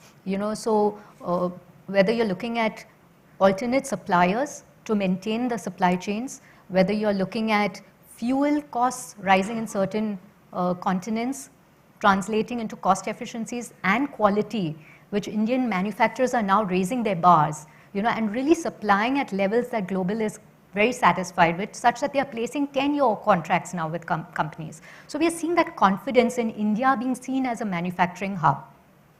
So I think this is playing out apart from the tailwinds coming from the government support. Announcing PLIs, announcing a 15% rate company for manufacturing sector. I think these have been very positive changes which are now translating into action.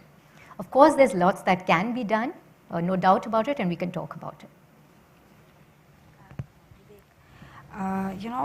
Input costs have gone down. How is that affecting you as a company and for the industry in general, especially in the areas where you all operate?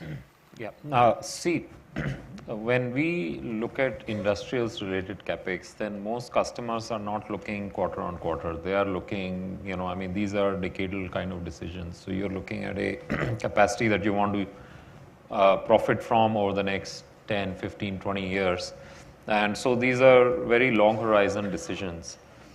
Where, where the focus really is, and which also links to what I think the budget should also look towards, is how are we really fundamentally making the factor costs for production in India more competitive compared to locations outside India, which might also be competing for the same capital flows, right? And that means looking at the cost of power, looking at the cost of steel that you can get in India from a capital goods perspective, looking at logistics costs, looking at how to simplify and make it still easier. I think India has made fantastic progress on the ease of doing business.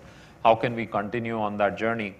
So I think when those aspects provide more confidence, then I think as an investor, people feel, even more confident to commit to being invested for 15, 20, 30 years kind of horizons with significant capex. Each plant is, it's quite a lot of money that goes into each of these assets.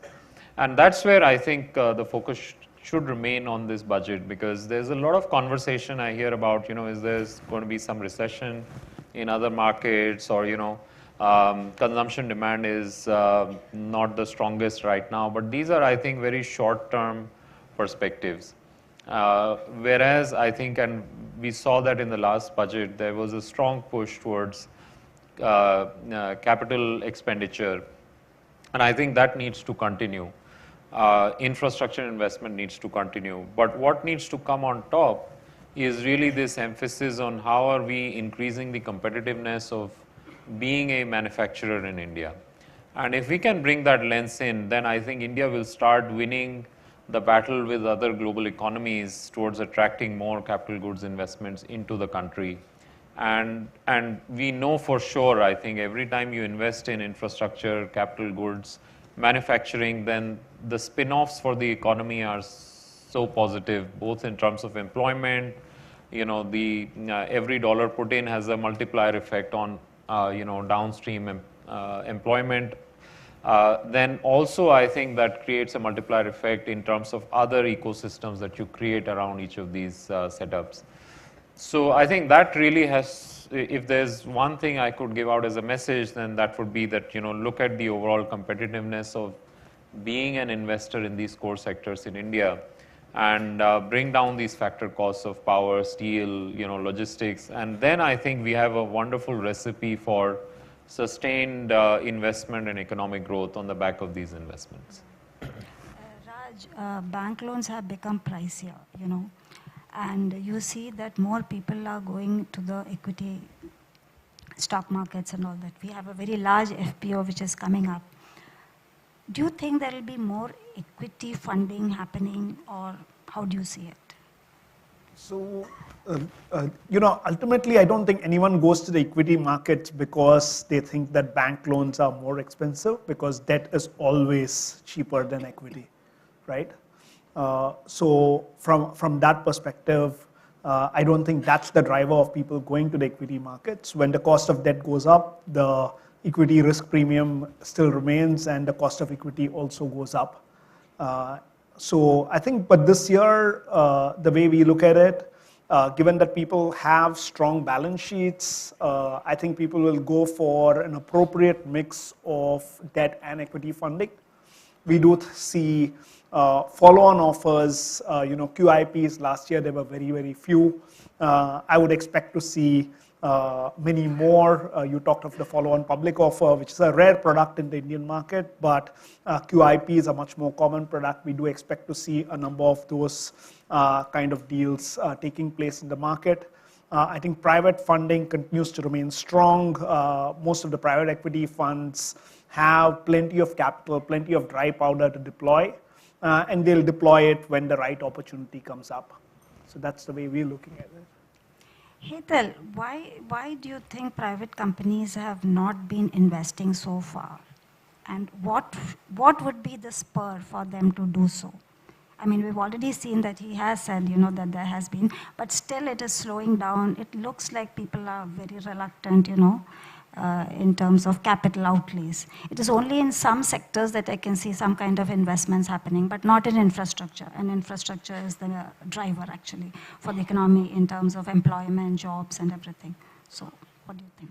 Yeah, so I think I'll take the last part first. You spoke about infra investments, and I think the previous panel also did touch upon infra investments, speaking about central government allocating around 7 lakh crores, you remove defense, state loans, and you will have anywhere between 4 to 5 lakh crores that gets invested. Now, if you look at pre-pandemic, which is FY15 to FY20, your average infra spend CAGR was around 20% plus. In the year of the pandemic, FY21, you saw a dip in government spending on capex as well, and FY22, you saw almost a 30% increase on that. Now, if you look at central government key ministries spent until date, you are seeing almost a 75% increase in infra capex that has happened. On the other hand, it is not the central governments only that drive infra capex. If you look at the total infra capex that is happening in the country, it would be somewhere between 9.5 to 10 lakh crores. This year, you may touch around 12 lakh crores. What we are talking about is central government accounting for 4.5 to 5, and then you have state governments which account a similar number, 4.5 to 5, and the remaining 10% coming from private players. The key is that the state governments have been very cagey about spending on infra. YTD growth in capital expenditure for state governments is a moderate 2% growth. So despite of government incentives of that 1 lakh crore interest-free loans or guaranteed loans, you have not seen state government spending. That is where the budget will need to focus, that how is the central government going to incentivize the state government that is an equal partner in infra spending to actually spend. Second, you need to diversify the assets where you are spending. To a certain extent, because of the clean energy transition that is going to happen, but we need to do much more, and which is also where the role of state government comes in. For example, if you look at current spendings, you will see roads, railways leading the pack in terms of the spends which are happening, right? You have segments like irrigation, urban infrastructure, which are more state-driven, where spends continue to remain a little lower. So, those areas need to pick up. Power, of course, because the renewable energy push that is there. A CRISIL analysis indicates that until 2030, the targets that the government has set up for 500 gigawatts of non-fossil fuel capacity, we may not achieve those targets, but that may still lead to an incremental spend of almost 22 to 25 lakh crore over the next 7 years, which means almost 4 to 5 lakh crore each year, which is equal to your industrial capex. So that is a huge opportunity that is getting created. And what Raj pointed out, renewables is going to be almost 80% of those spends happening. So I think the government has created a recipe which is good enough to have structured, continued push towards infra capex. How they enable funding for that is going to be very, very critical. I think, enabling of funding for key infra segments will also be one of the mottos that the government is going to pursue. Yes, we are having opportunities getting created in terms of operational assets being sold off, but I would say it is still at a very nascent stage in India, and how you evolve in that journey is something that the government can enable. Now, coming on the industrial side of it, you said that, it's patchy, not really there, and you are absolutely right over there. Again, if you look at industrial capex, which is a smaller part of overall capex that India is driving, first half numbers, balance sheets indicate that spendings on fixed assets for top 400 industrial companies would have gone up by almost 25%. It's a very healthy trend. But if I look at the split, okay, you will see metals, cement, chemicals, which he mentioned, pharmaceuticals. These are the sectors where you are seeing spendings which are happening.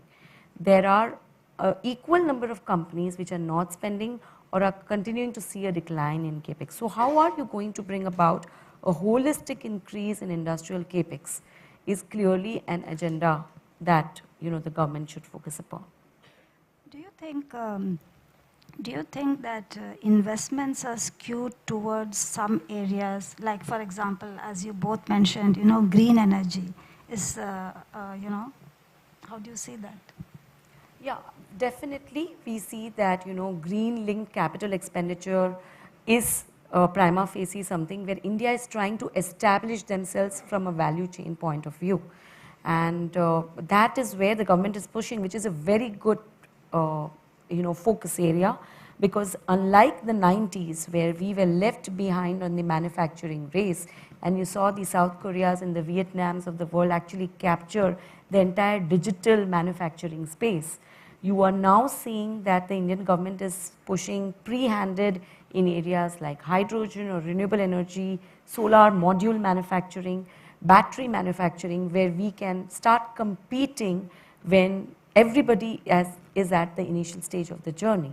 But please remember that despite of the PLI incentives, you may not be competitive in a lot of these manufacturing spaces, and primarily because these are all power intensive spaces. Industrial power tariffs in India still are at around 9 to 11 rupees per unit. You go to China and you might be having tariffs almost half of that, because the kind of subsidies that we provide to the agri and the residential segments is very high in India. So somewhere that cross subsidization is resulting into we becoming non-competitive from a manufacturing standpoint. If I take a simple example of solar module manufacturing, despite of having integrated capacities, which the government is pushing via PLI, my domestic modules are almost 20% more expensive than the modules that get supplied from China. And that is why I am artificially making myself competitive by having customs duty which are being levied and having ALMM schemes for imported modules. How is it that I'm going to create a level playing field such that they actually become competitive and we also become exporters of modules as we go ahead? Creating that level playing field is going to be a real challenge and focus area for the government. And these are all structural things. You do an infra investment push, you're going to do a 1-year thing. But structurally correcting, how I am competitive is going to be something that is going to be a building block. Ashish, how skewed are our tax rates, and do you think that there should be some changes in it? Because I think people are still very unhappy with the tax rates as they are. Yeah, Janki. So as it's been spoken in multiple budgets, right? The focus was initially more to ensure fiscal deficit maintenance, prudence in that, and it should continue. But as we heard even in the earlier panel, right, there has been a reasonable tax revenue collection now.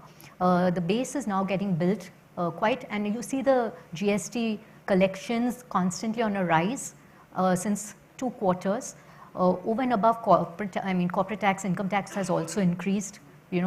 This is the right time, not because it's the last budget before a full budget before an election year, but also because if we're looking at becoming the $5 trillion economy, because of inflation, to fuel that demand generation such that people want to invest in capex, as we heard for FMCG and other sectors, we have to empower the middle class with cash without creating an inflationary cycle. So what we need to do is, and these slabs have been there forever. When we look at the real value of cash today, we really need to look at those slab changes so that we can really help the middle class and the lower middle class especially. Equally, we need to be mindful that we don't want our wealth creators, migrating out of the country because of certain policies which are detrimental to their interests. So what we need to have is a fine balance such that we're enabling compliance, rather than non-compliance, right? And we've seen that in many countries. When rates of tax are moderate, people are more than happy to pay them to disclose the right income. So, and we today know that barely 3 to 5% of India is actually paying taxes as per the records, right? You have to increase the tax base. So the rates have to be moderated to enable demand generation, consumption, manage the inflation, and we also need to ensure that compliance is happening by keeping the slabs at a reasonable measure and also the rates associated. There's a big disparity as we are hearing about the maximum marginal rate of tax for individuals versus a corporate. So that has to be brought to a certain level of balance. So that's definitely there. Equally, partnership firms today are still taxed at 30%. Okay, they don't, on the distribution of profits of a partnership firm, there is no further tax, unlike dividends which are subject to tax, but there is room to change that a bit. So a little bit of tinkering there is also possible. And on the corporate tax, I think we've done a phenomenal job of bringing in that 15% rate company to attract investment into manufacturing. However, it was brought in 2019 when COVID was not envisaged. And at that time, they had given a window up to 2023 to set up and commence manufacturing. Last year, the Honorable Finance Minister increased it by 1 year. But with all that's happening in the global scenario and a bit of uncertainty that was created in terms of recessionary pressures in India during the first phase of COVID, companies were still undecided on whether to start thinking about capex. Now that the environment is looking much more positive, we need to give a larger window for this particular 15% rate company, like say another 5 years, because it does take time for getting all the necessary approvals, whether it is environment, land, and so on, before you can actually put in that capex. So you need that 5-year window additionally for companies to actually put in capex and at a scale so that they're building the plants for the future. That will really fuel this private sector investment that we are talking about and ensure labor generation, which will again have its cascading positive effects on the GDP. So is that your expectation from the budget? Do you think that anything could happen? So. I think that's a request from everyone that we need to do something both on the private, on the individual tax rates and the slabs, and equally for the corporates who are interested in investing in manufacturing to incentivize that. On one side, of course, you have the PLIs, but on the other side, you need to have this window kept extended for at least 5 years to enable companies to really make those plans and to execute them in the right manner in good time to fuel the growth for the next several decades. Do you have any specific expectations from the budget, Vivek? Or anything that you would specifically like that you think that could help you? Yeah, definitely. And I just want to go back to the point that Hetal made. I think rather than giving one-offs, we have to really bring the focus on how do we make industry on a sustained basis competitive, and not just from an Indian perspective, from a global perspective. Right? And just to give one example, I think if you look at the cost of power today, I think solar, give or take, is around 2.5 rupees a unit. But most industries would be paying cost of power somewhere around 5 rupees, 8 rupees, in some cases even as high as 12 rupees. There's no logic for that, right? Another thing, you have rooftop solar artificially capped at 1 megawatt, whereas most people can actually generate more. So I think we have to really look at how we can bring about more competitiveness. To give credit to the government, I think what they have done or trying to do with various initiatives is really commendable. So Gati Shakti, where they are trying to bring all the data into one platform and simplify the approvals process. We have seen that in the construction of highways. I think the rate of construction has gone up more than 10x. In fact, more than 15x, I would say, compared to the earlier averages. So we are seeing some of these positive momentums. But to come back to your point on what would I really expect from the budget. So very clearly, one, I think the push towards infrastructure and capex spending by the government must continue, should continue. I think they did a really fantastic job in the last budget. I would say that given the current environment, the risk of slowing in the global economy, India being a bright spot, and there's a lot of debate around what the fiscal deficit number should be. I think we are still coming out of COVID. We have had a good exit out of the COVID situation. Let's not be too caught up with what the fiscal deficit number should be. If you have to go a little extra and beyond to push capex, then I think that would be the right direction for India from a longer term perspective, and that would give far more dividends than, a 0.5% improvement in fiscal deficit, versus if you were to take that and put that into capital expenditure and infrastructure. So that would be the first thing. Second, I would say, and just on the previous point, especially in an environment where everybody is concerned that the private sector is not really fully on board with their investment cycle. So I think we need another year where the government, doubles down and gives that push. So that's really the first one.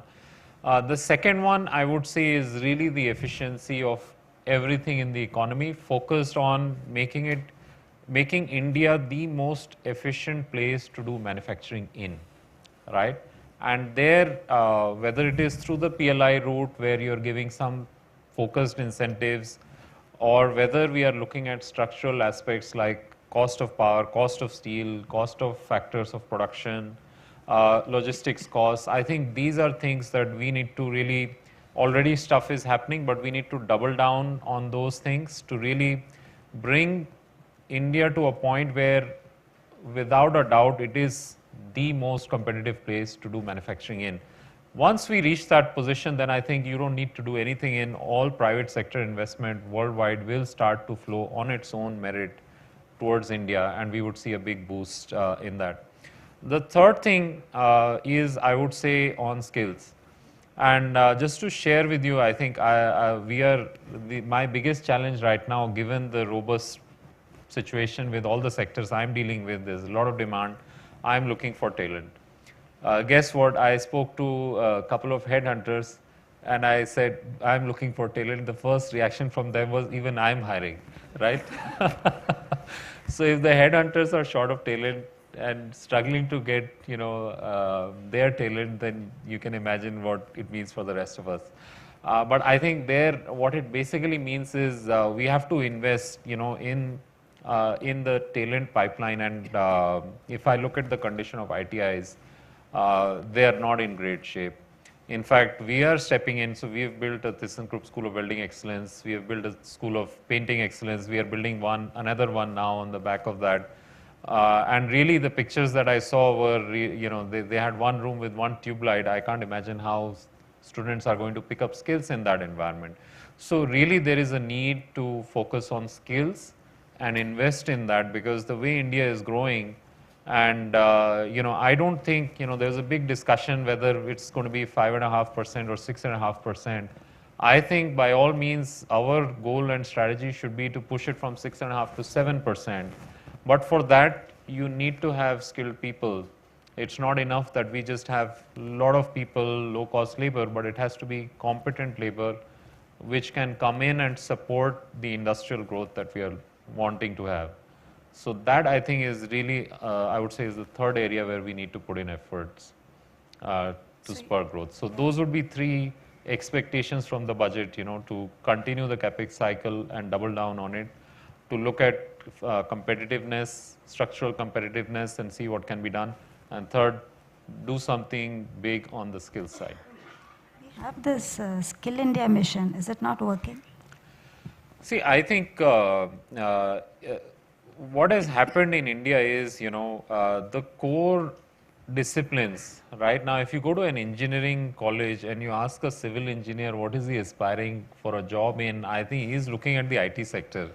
This is unfortunate, because you need to have mechanical engineers, civil engineers, production engineers looking at their core industry. And this situation is for two reasons. One, I think we've had a fantastic growth on the IT side, all credit to them. And we've had some lackluster growth. And that's now telling, right? So we suddenly have, at the junior level, mid-management level, we don't have enough people. And also, these are skills which you can't build overnight. So I think you're right. The government is working on a Skill India mission. But, to manufacture a complex piece of equipment, you can't have somebody ready in 6 months. This is something that requires 3 years of experience before you're able to, contribute in a significant way. And that's where we have to, up our game to really fast track that effort and build and strengthen that talent pipeline. Raj, any expectations, specific thing that you expect that the FM may announce? Well, honestly, I don't know what he will announce, but I'd have some suggestions. One, continuing the infrastructure thrust. I think that's very important. What we've done on roads, ports, railways, I think is very, very positive if we want to boost manufacturing. And that's clearly something that we need to double down on. And we can't expect that to be done by the private sector. These are sectors where I think, the government taking a lead acts as an enabler, and that's something that I think I'd like to see continue. I think the point that Ashish made in terms of extending the lower rate of tax, and I didn't know it expires technically speaking March 23, but or March 24. Extending that clearly makes sense because I think that's been a huge positive. I think you can't give a PLI with one hand and take away and impose a higher tax rate with the other. So that's clearly something that we should focus on.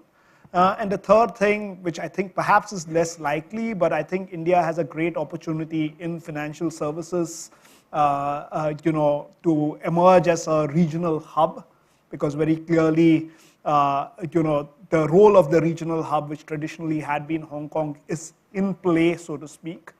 And for that, we do need to try and ensure that the tax system is such that highly paid professionals want to live in India. Obviously, you have to also build the other social infrastructure, but in India, the marginal rate of tax is actually not a maximum of 43%, it's 100% because of surcharges. So doing away with surcharges makes immense sense, have slabs, but I think the higher rates of tax need to come down to levels which are competitive with other markets if you want India to act as a base, not just for India, but for Asia as a whole, which is an opportunity we have. We have the talent. If you go to Hong Kong or Singapore or London, lots of the folks are Indians. Why should they not be in India? How about you, Hetal? Any specific things that you expect or you want or you think it should be there, which will kind of, Yeah, I think what I want and what the government may do might have a blend of many, because you are going to be in a pre-election year. But the want clearly is on the building blocks, which establishes competence for a longer period of time.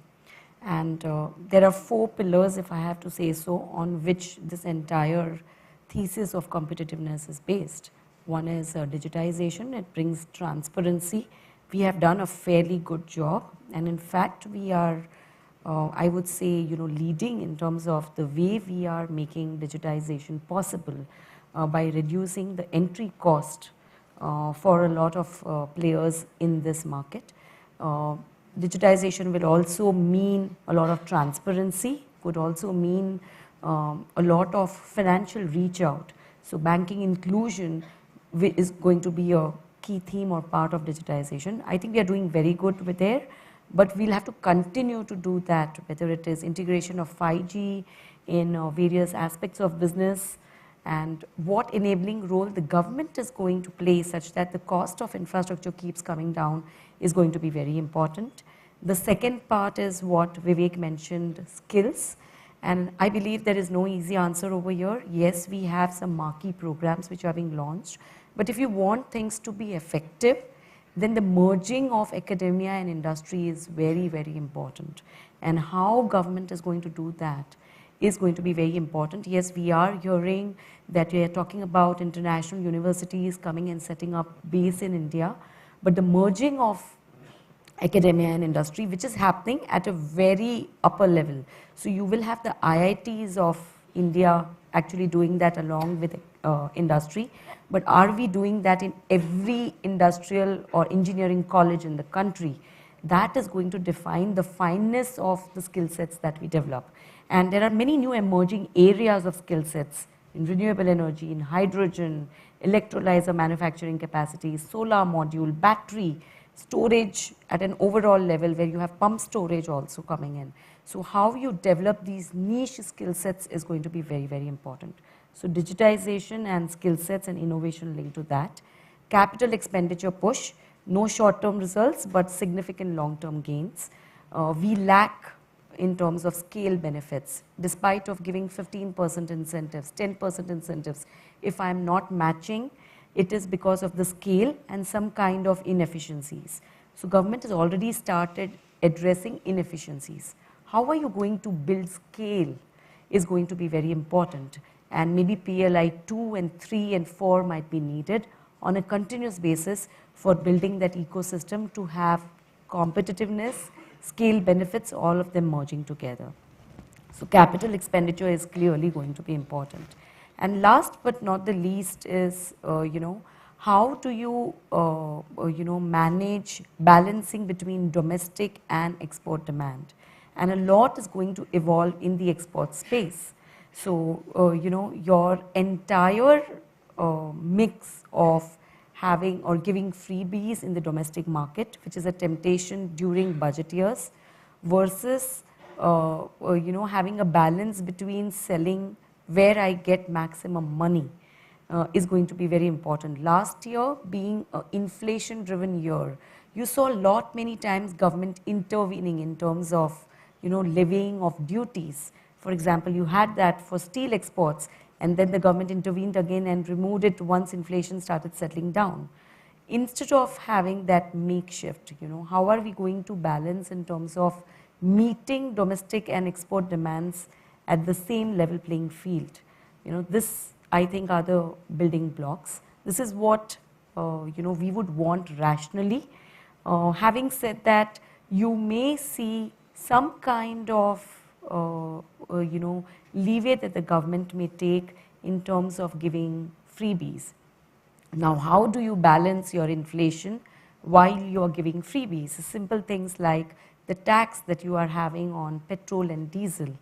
Are we going to reduce those percentages, or we are going to actually increase them because your crude oil prices are going down?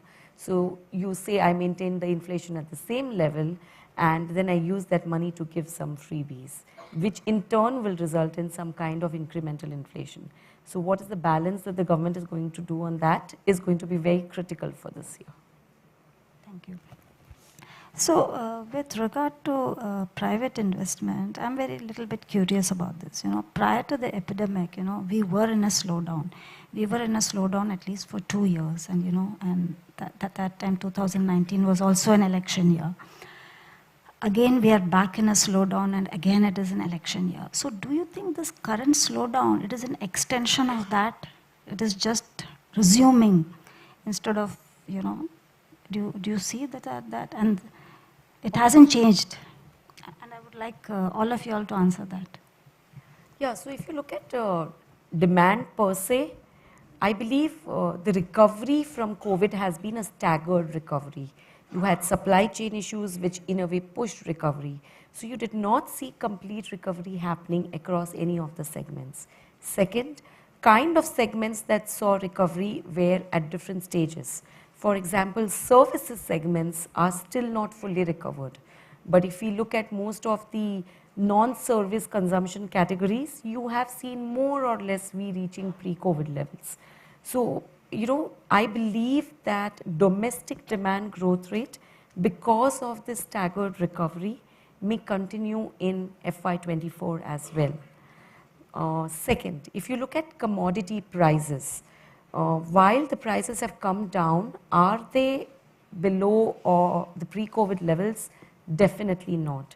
There are still geopolitical uncertainties that exist, and therefore steel prices or bitumen prices or cement prices, most of this, or even coal prices, most of these prices will continue to stay above pre-COVID levels. So we are not fully done with the super commodity cycle that we were in. So in a way, that inflation impact in terms of pricing of consumption related items may continue to play out. So I believe the domestic demand, along with commodity cycle not fully done with, might support a still double-digit revenue growth rate for India Inc. Exports is the area that is going to be impacted, where you might see some backlash coming in terms of growth rates in sectors like IT services or international leg of airlines, international tourist flow in India, and therefore, pace at which utilization levels of hotel industry may pick up per se. There might be some lag over there, but otherwise, all in all, seems to be that we might continue with a double-digit growth rate in revenues in FY24 also. Definitely, the quantum of growth rate that you were talking about, we are almost at 18 to 20%. We might close FY23 at 18 to 20%. We were at almost 25% plus in FY22.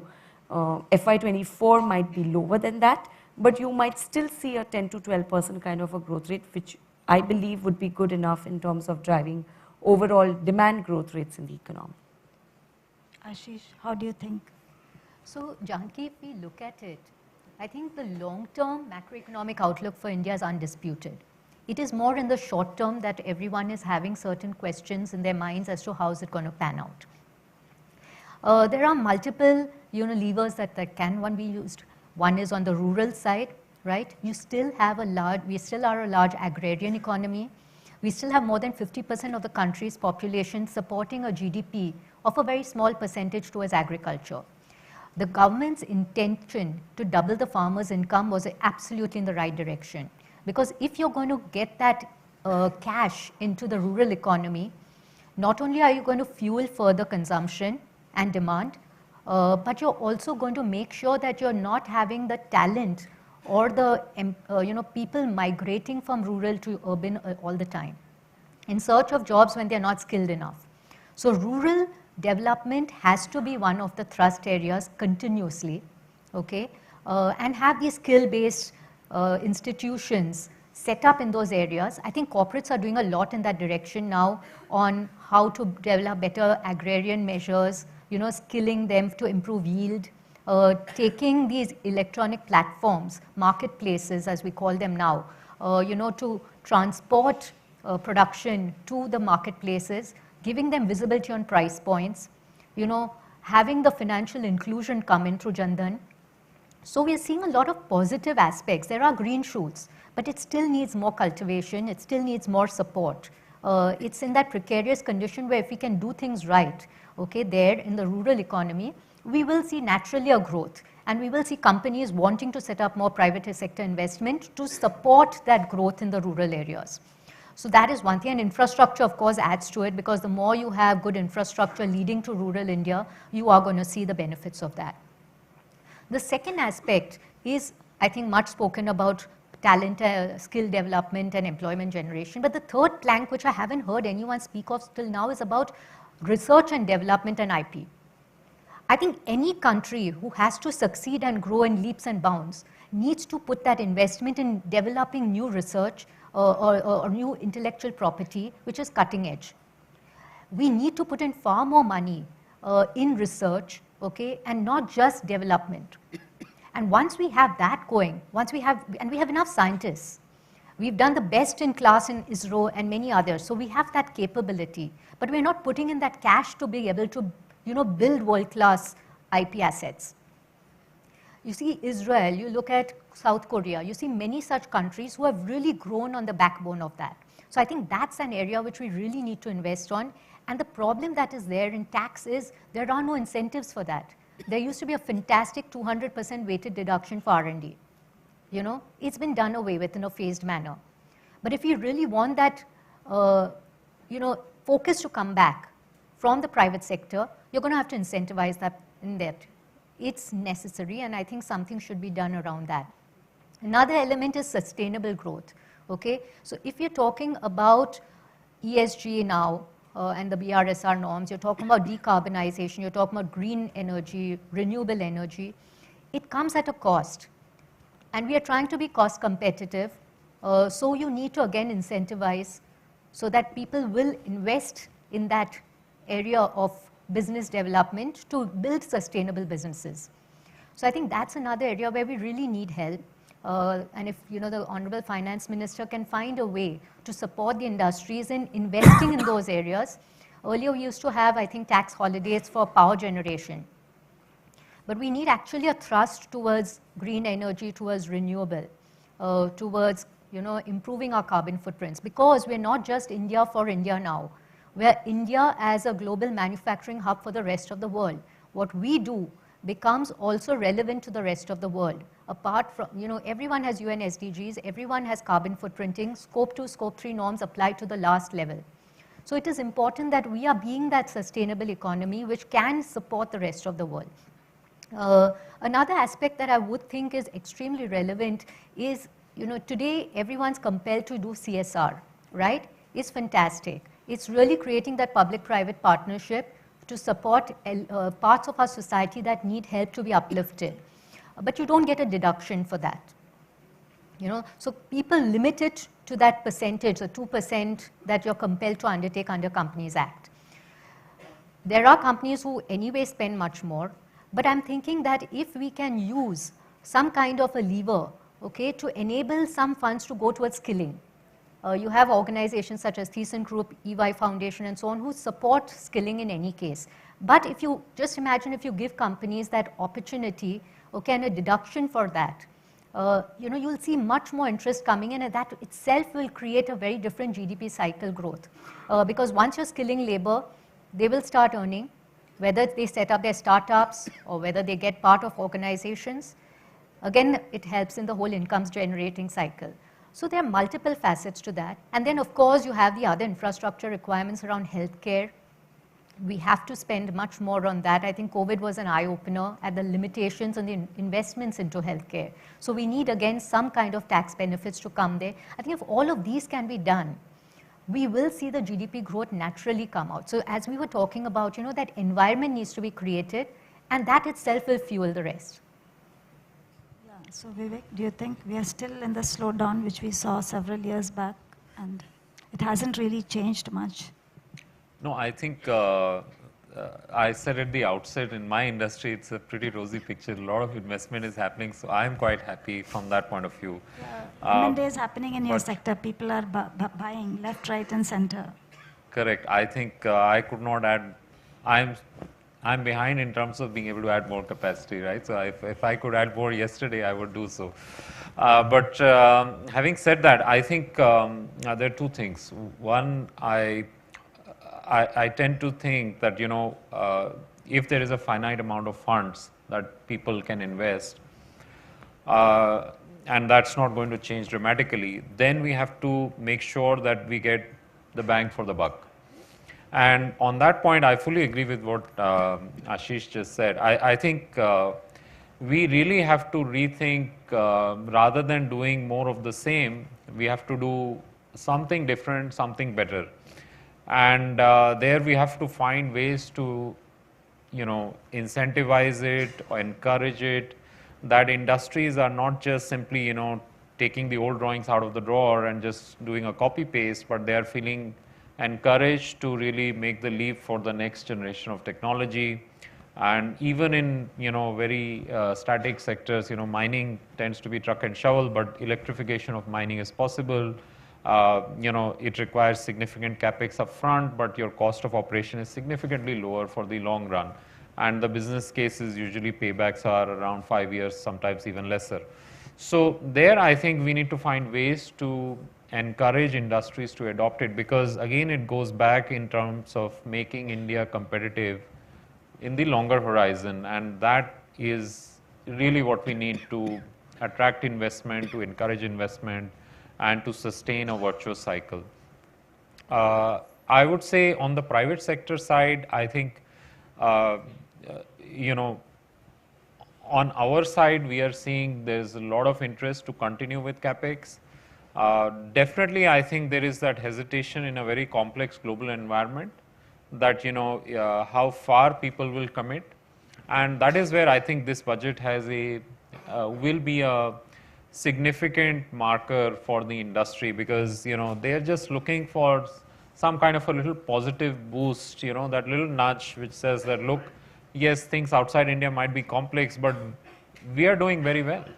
And India is growing, it's the fastest growing major economy, and here is a stable, consistent budget, and we are on our track. And I think people will get the confidence to take the cue, and those who are on the fence will also then jump into the bandwagon and get going with it.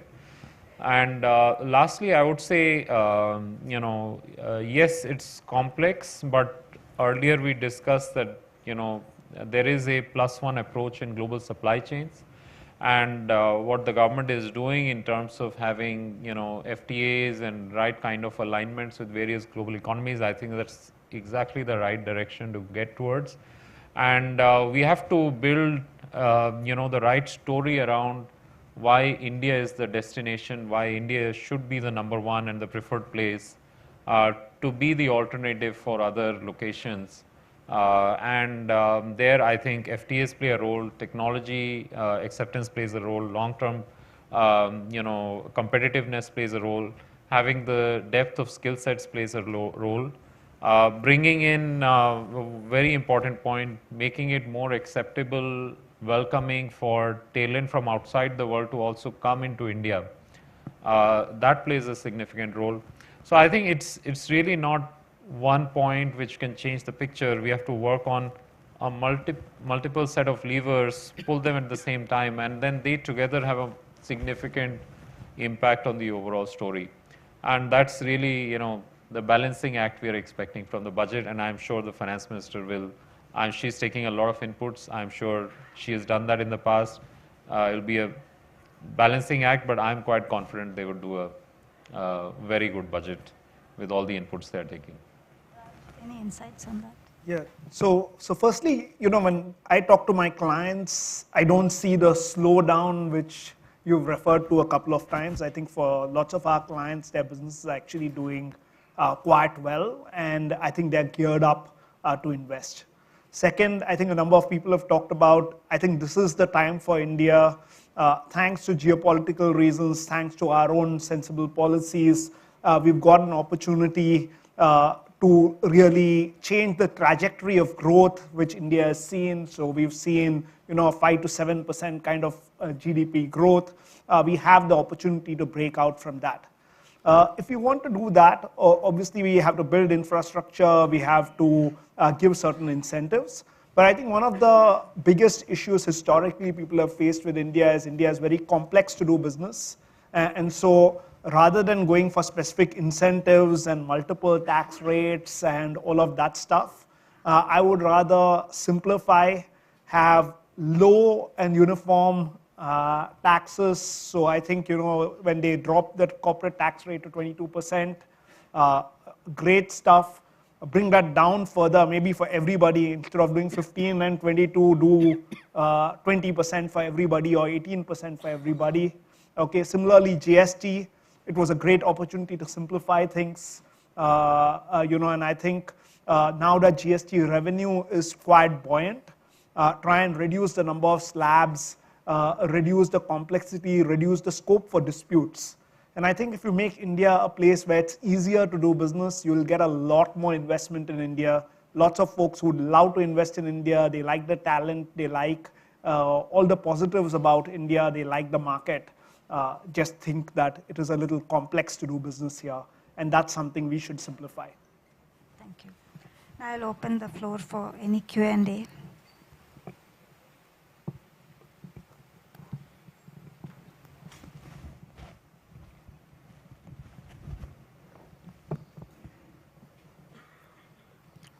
Good afternoon.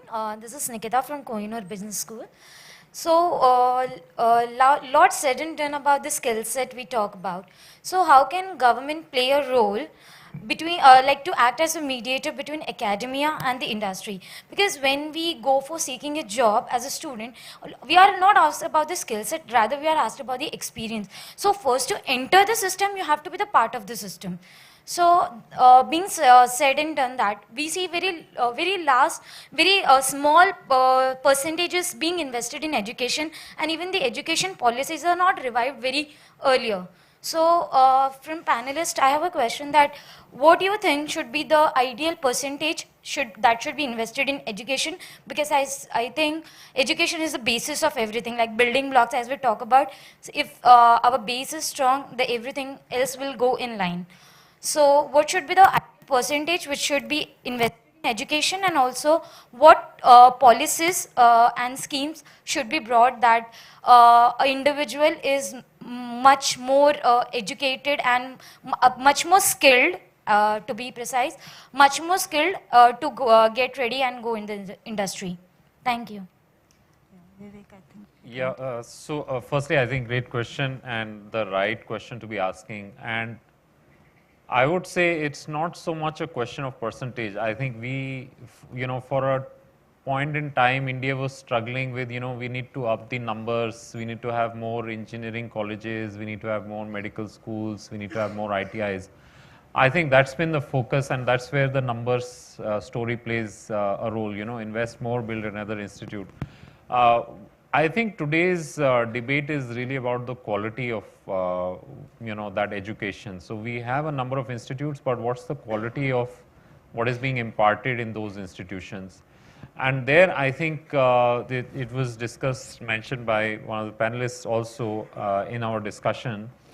I think the interaction between industry and academics has to go up significantly. And there, I think I hold my own nose as well. We need to do a lot more in bringing students closer to industry, academics closer to industry. And also, I think the thinking within the institutes also needs to change, because somehow, I've been through various institutes, the professors and the education system was, we are in a different planet. We spend 3 years or 4 years with the students, and then they're out, and then they figure it out. Right, that approach has to completely change, and day one has to be about what's happening in the industry and why are we learning what we are learning and what is the application, and how do we bring in that interaction more significantly, and not just at the degree level. I think at the diploma level, at the ITI level, across levels, this has to be the mindset. And so I think more than percentage, I think we have to rethink the model and the approach that we have, and structurally change the way we are giving and imparting education. That would be my comment on that. I think I could completely agree with what you said. There is a very strong need for apprenticeships while you're studying, because you need to have that practical exposure to the way industries are functioning in today's environment, rather than just having theoretical knowledge. That will enable the students to actually start thinking differently and be skilled, have that curiosity in the mindset and innovate. So absolutely the formats need to change, the curriculum needs to be more updated, and I think all of those things could really make a difference. Have more of industry also coming to the colleges and being speakers, bringing in the latest knowledge on technology changes. The world is evolving at such a fast pace that whatever you knew yesterday may not hold true today. So it's equally incumbent. While everyone's now having digital at their fingertips, smartphones, a lot of information is available. But again, that's more theoretic. Till you're not really into the apprenticeship mode during the education phase, you're not going to be able to really understand and appreciate that. So a little bit more around that is necessary. When I think of higher education in India compared to when I was growing up now 25, 30 years ago, I must say it has improved leaps and bounds, right? You've got something like 20 plus IITs, 20 plus IIMs. In our days, you had 5 IITs and 4 IIMs. So from that perspective, I think there's been a dramatic improvement.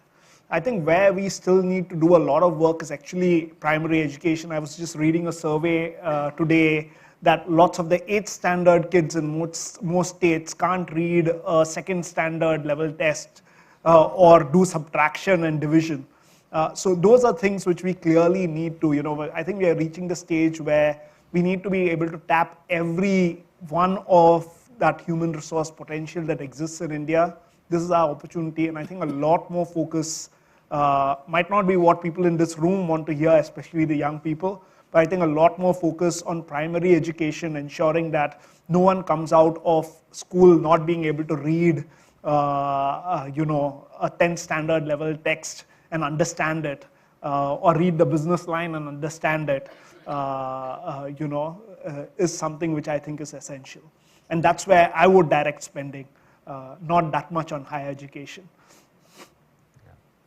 But also, just to add to that, I think one thing which we are missing is, participation of women in across the spectrum of roles in industry. And I think this room still has a reasonably good, diversity ratio. I can see a lot of girls and women in the room, but when you come to a shop floor, the picture is entirely different. And I think we are missing out on an opportunity there because, 50% of our population is women. And if we are looking for talent, we have to make it easier for, there are a lot of women getting education, but not necessarily continuing to participate as part of the workforce. And that's also somewhere, as industry, as organizations, we have to figure out, how we are going to make it easier for women to play a more active role. And then that's not just an industry thing. I think it's also a social thing because, the way our families are, our houses are, we have to make it easier for, women to juggle all the roles that they're doing and also men to participate more and do a bit more so that there's a bit of balance. But I think it's at multiple levels. But till we start acknowledging various aspects of talent issues, I think we will really miss an opportunity as a country to add to our GDP numbers. Extending to the question, not just extending, the responses I receive from panelists, I see that more industries should extend their hand towards upskilling. More than academic person doing it, because if we are being taught in a certain way, theories also play a certain amount of role. But I think more industries should extend their hands in upskilling the future of India. Is that what government can think in changing their policy? Sure. I think it's, as an industry, our first focus is, generate more business.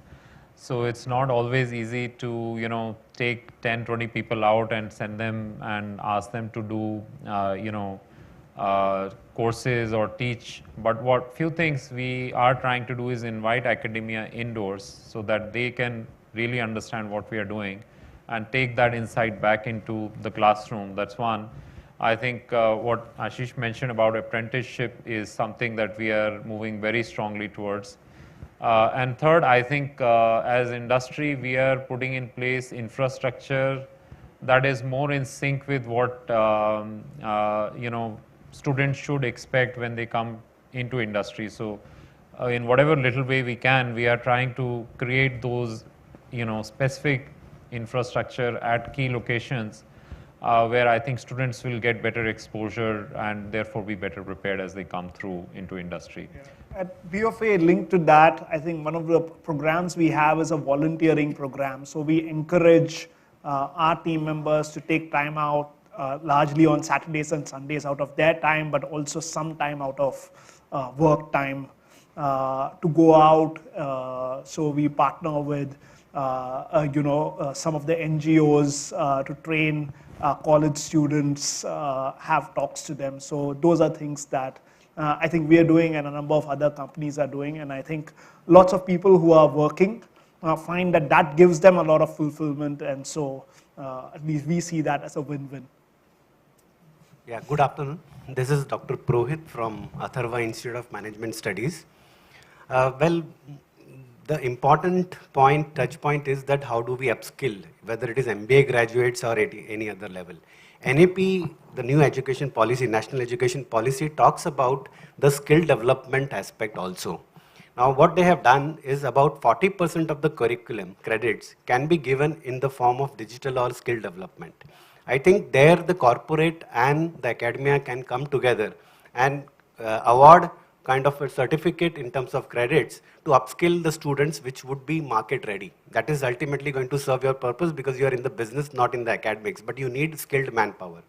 Second point which I feel here is that a lot of change which is happening around the world with the help of digital learning, digital tools and all that.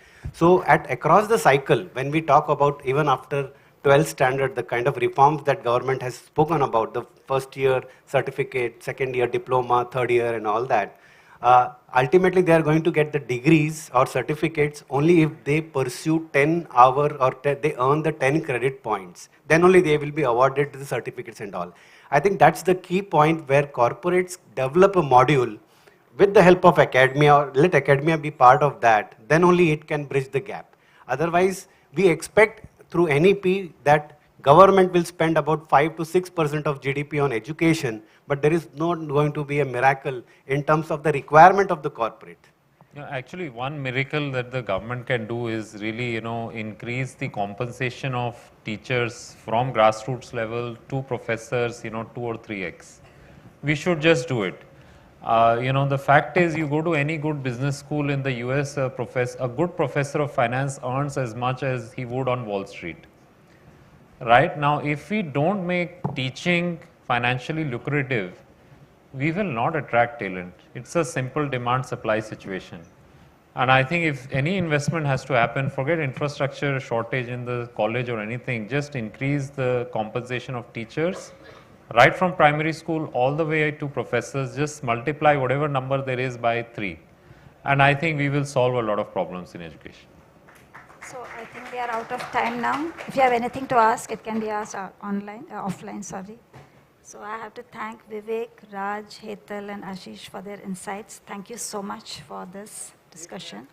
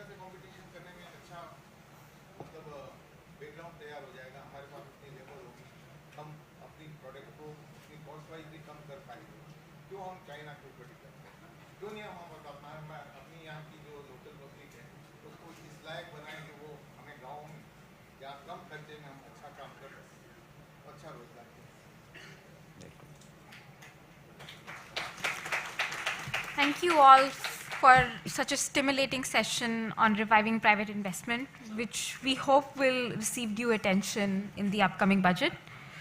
Can I request Ms. Hamsini Karthik, Senior Assistant Editor at Businessline, to kindly come up on stage and present mementos to Mr. Raj Balakrishnan and Ms. Hetal Gandhi.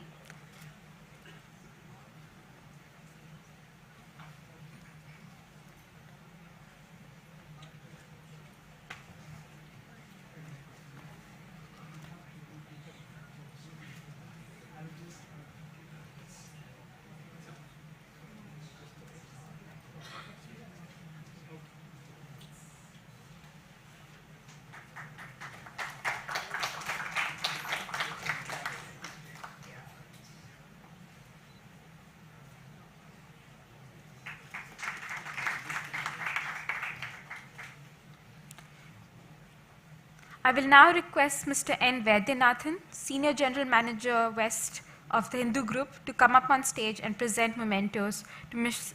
Ashish Kasad and Mr. Vivek Bhatia.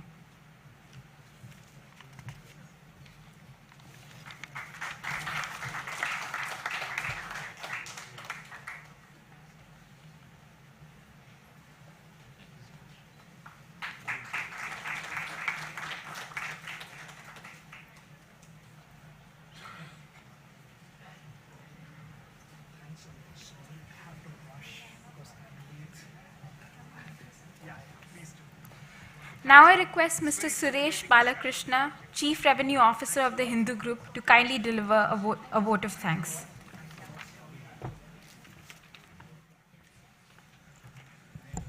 Thank you, everybody. The good thing about, and the good thing and the bad thing about vote of thanks. The good thing is the shortest speech of the House, so it will only take 2 minutes. The bad thing, it stands between you and lunch for 2 more minutes. But bear with me.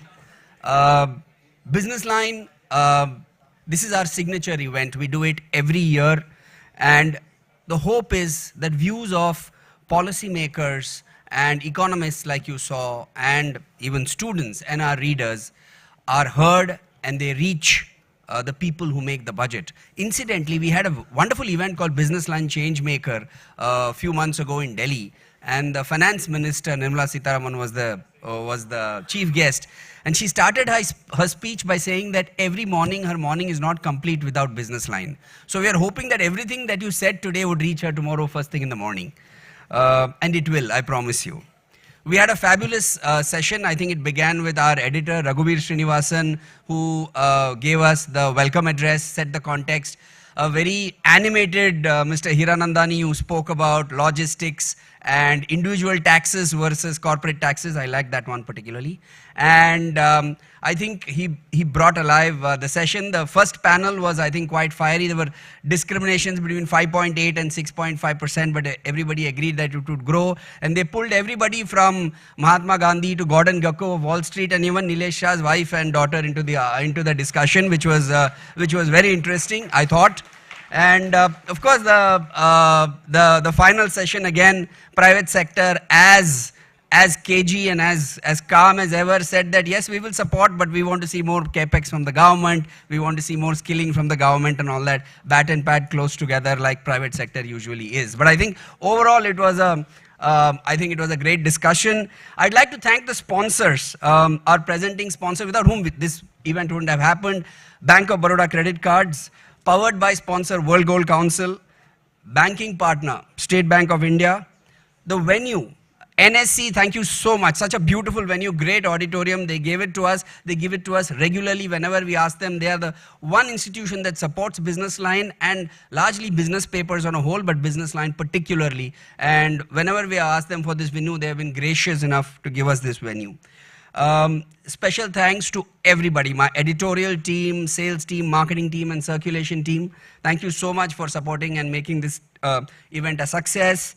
And thanks to our event partner, the guys who organized this event, Bespoke Integration.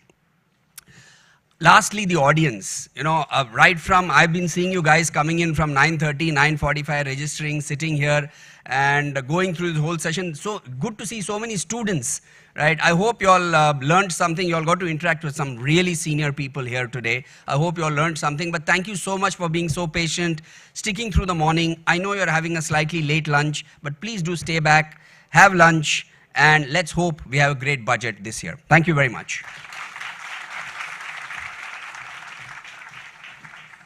Thank you all for participating in the event. We had some really interesting discussions and suggestions which we hope will make its way to the forthcoming budget. This brings us to the end of today's event. I request you all to join us for lunch. Thank you. Change is constant. We are living in a fast-paced world where business is constantly evolving, embracing the one constant in business, change. Introducing the Hindu Businessline's new look, a redesign that draws parallel to the new age of business. Say hello to a premium news reading experience with an enhanced visual design upgrade and reader-friendly features. A design that will make analytical and explanatory journalism an indispensable must-read. Our brand new masthead reflects the spirit of our young and vibrant nation. Lesser, sharper edges reflect a soft and relaxed tone, a reminiscence of the past and a mark of change. The new logo is a contemporary design that gives the best of both worlds. The concentric circles show how BL has the last word on business reportage. The grey background, red pointers and a large image at the center highlight the best stories of the day. Giving the attention they deserve, headers are now in a distinct red color. Big impactful pictures and more visual elements. Clearer content hierarchy and demarcation. Shift to a more digital-friendly brand identity from Businessline to BL. A reader-friendly design that separates the content from the daily business report. Cross-platform navigators to aid content discovery. Portfolio is now a visual treat, with more of a magazine-like look. The reader will be taken into a depth of infinite information aided with powerful visuals. Now standardized to the color family of blue, the BL graphics are dynamic and direct. Layout is now made vibrant, bolder and smart with more emphasis on the magic of white spaces.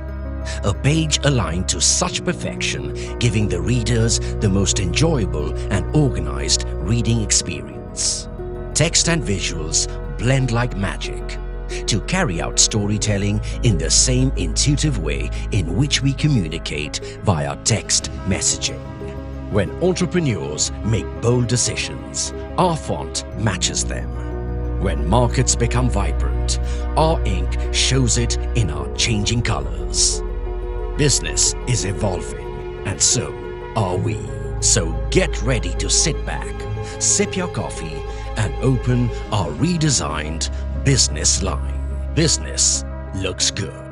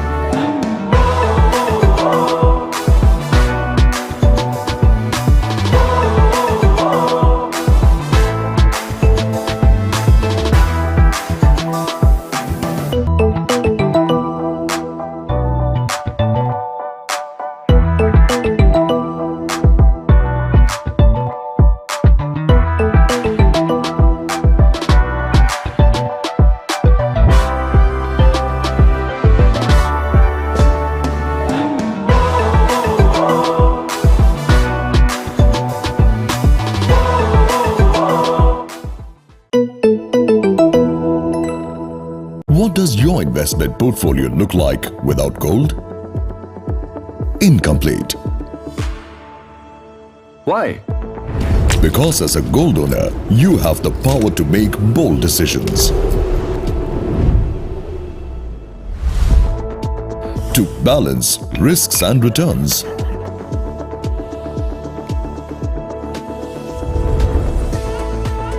The power to buy and sell right at your fingertips. Because as a gold owner, you can secure your investments with your strategic advantage.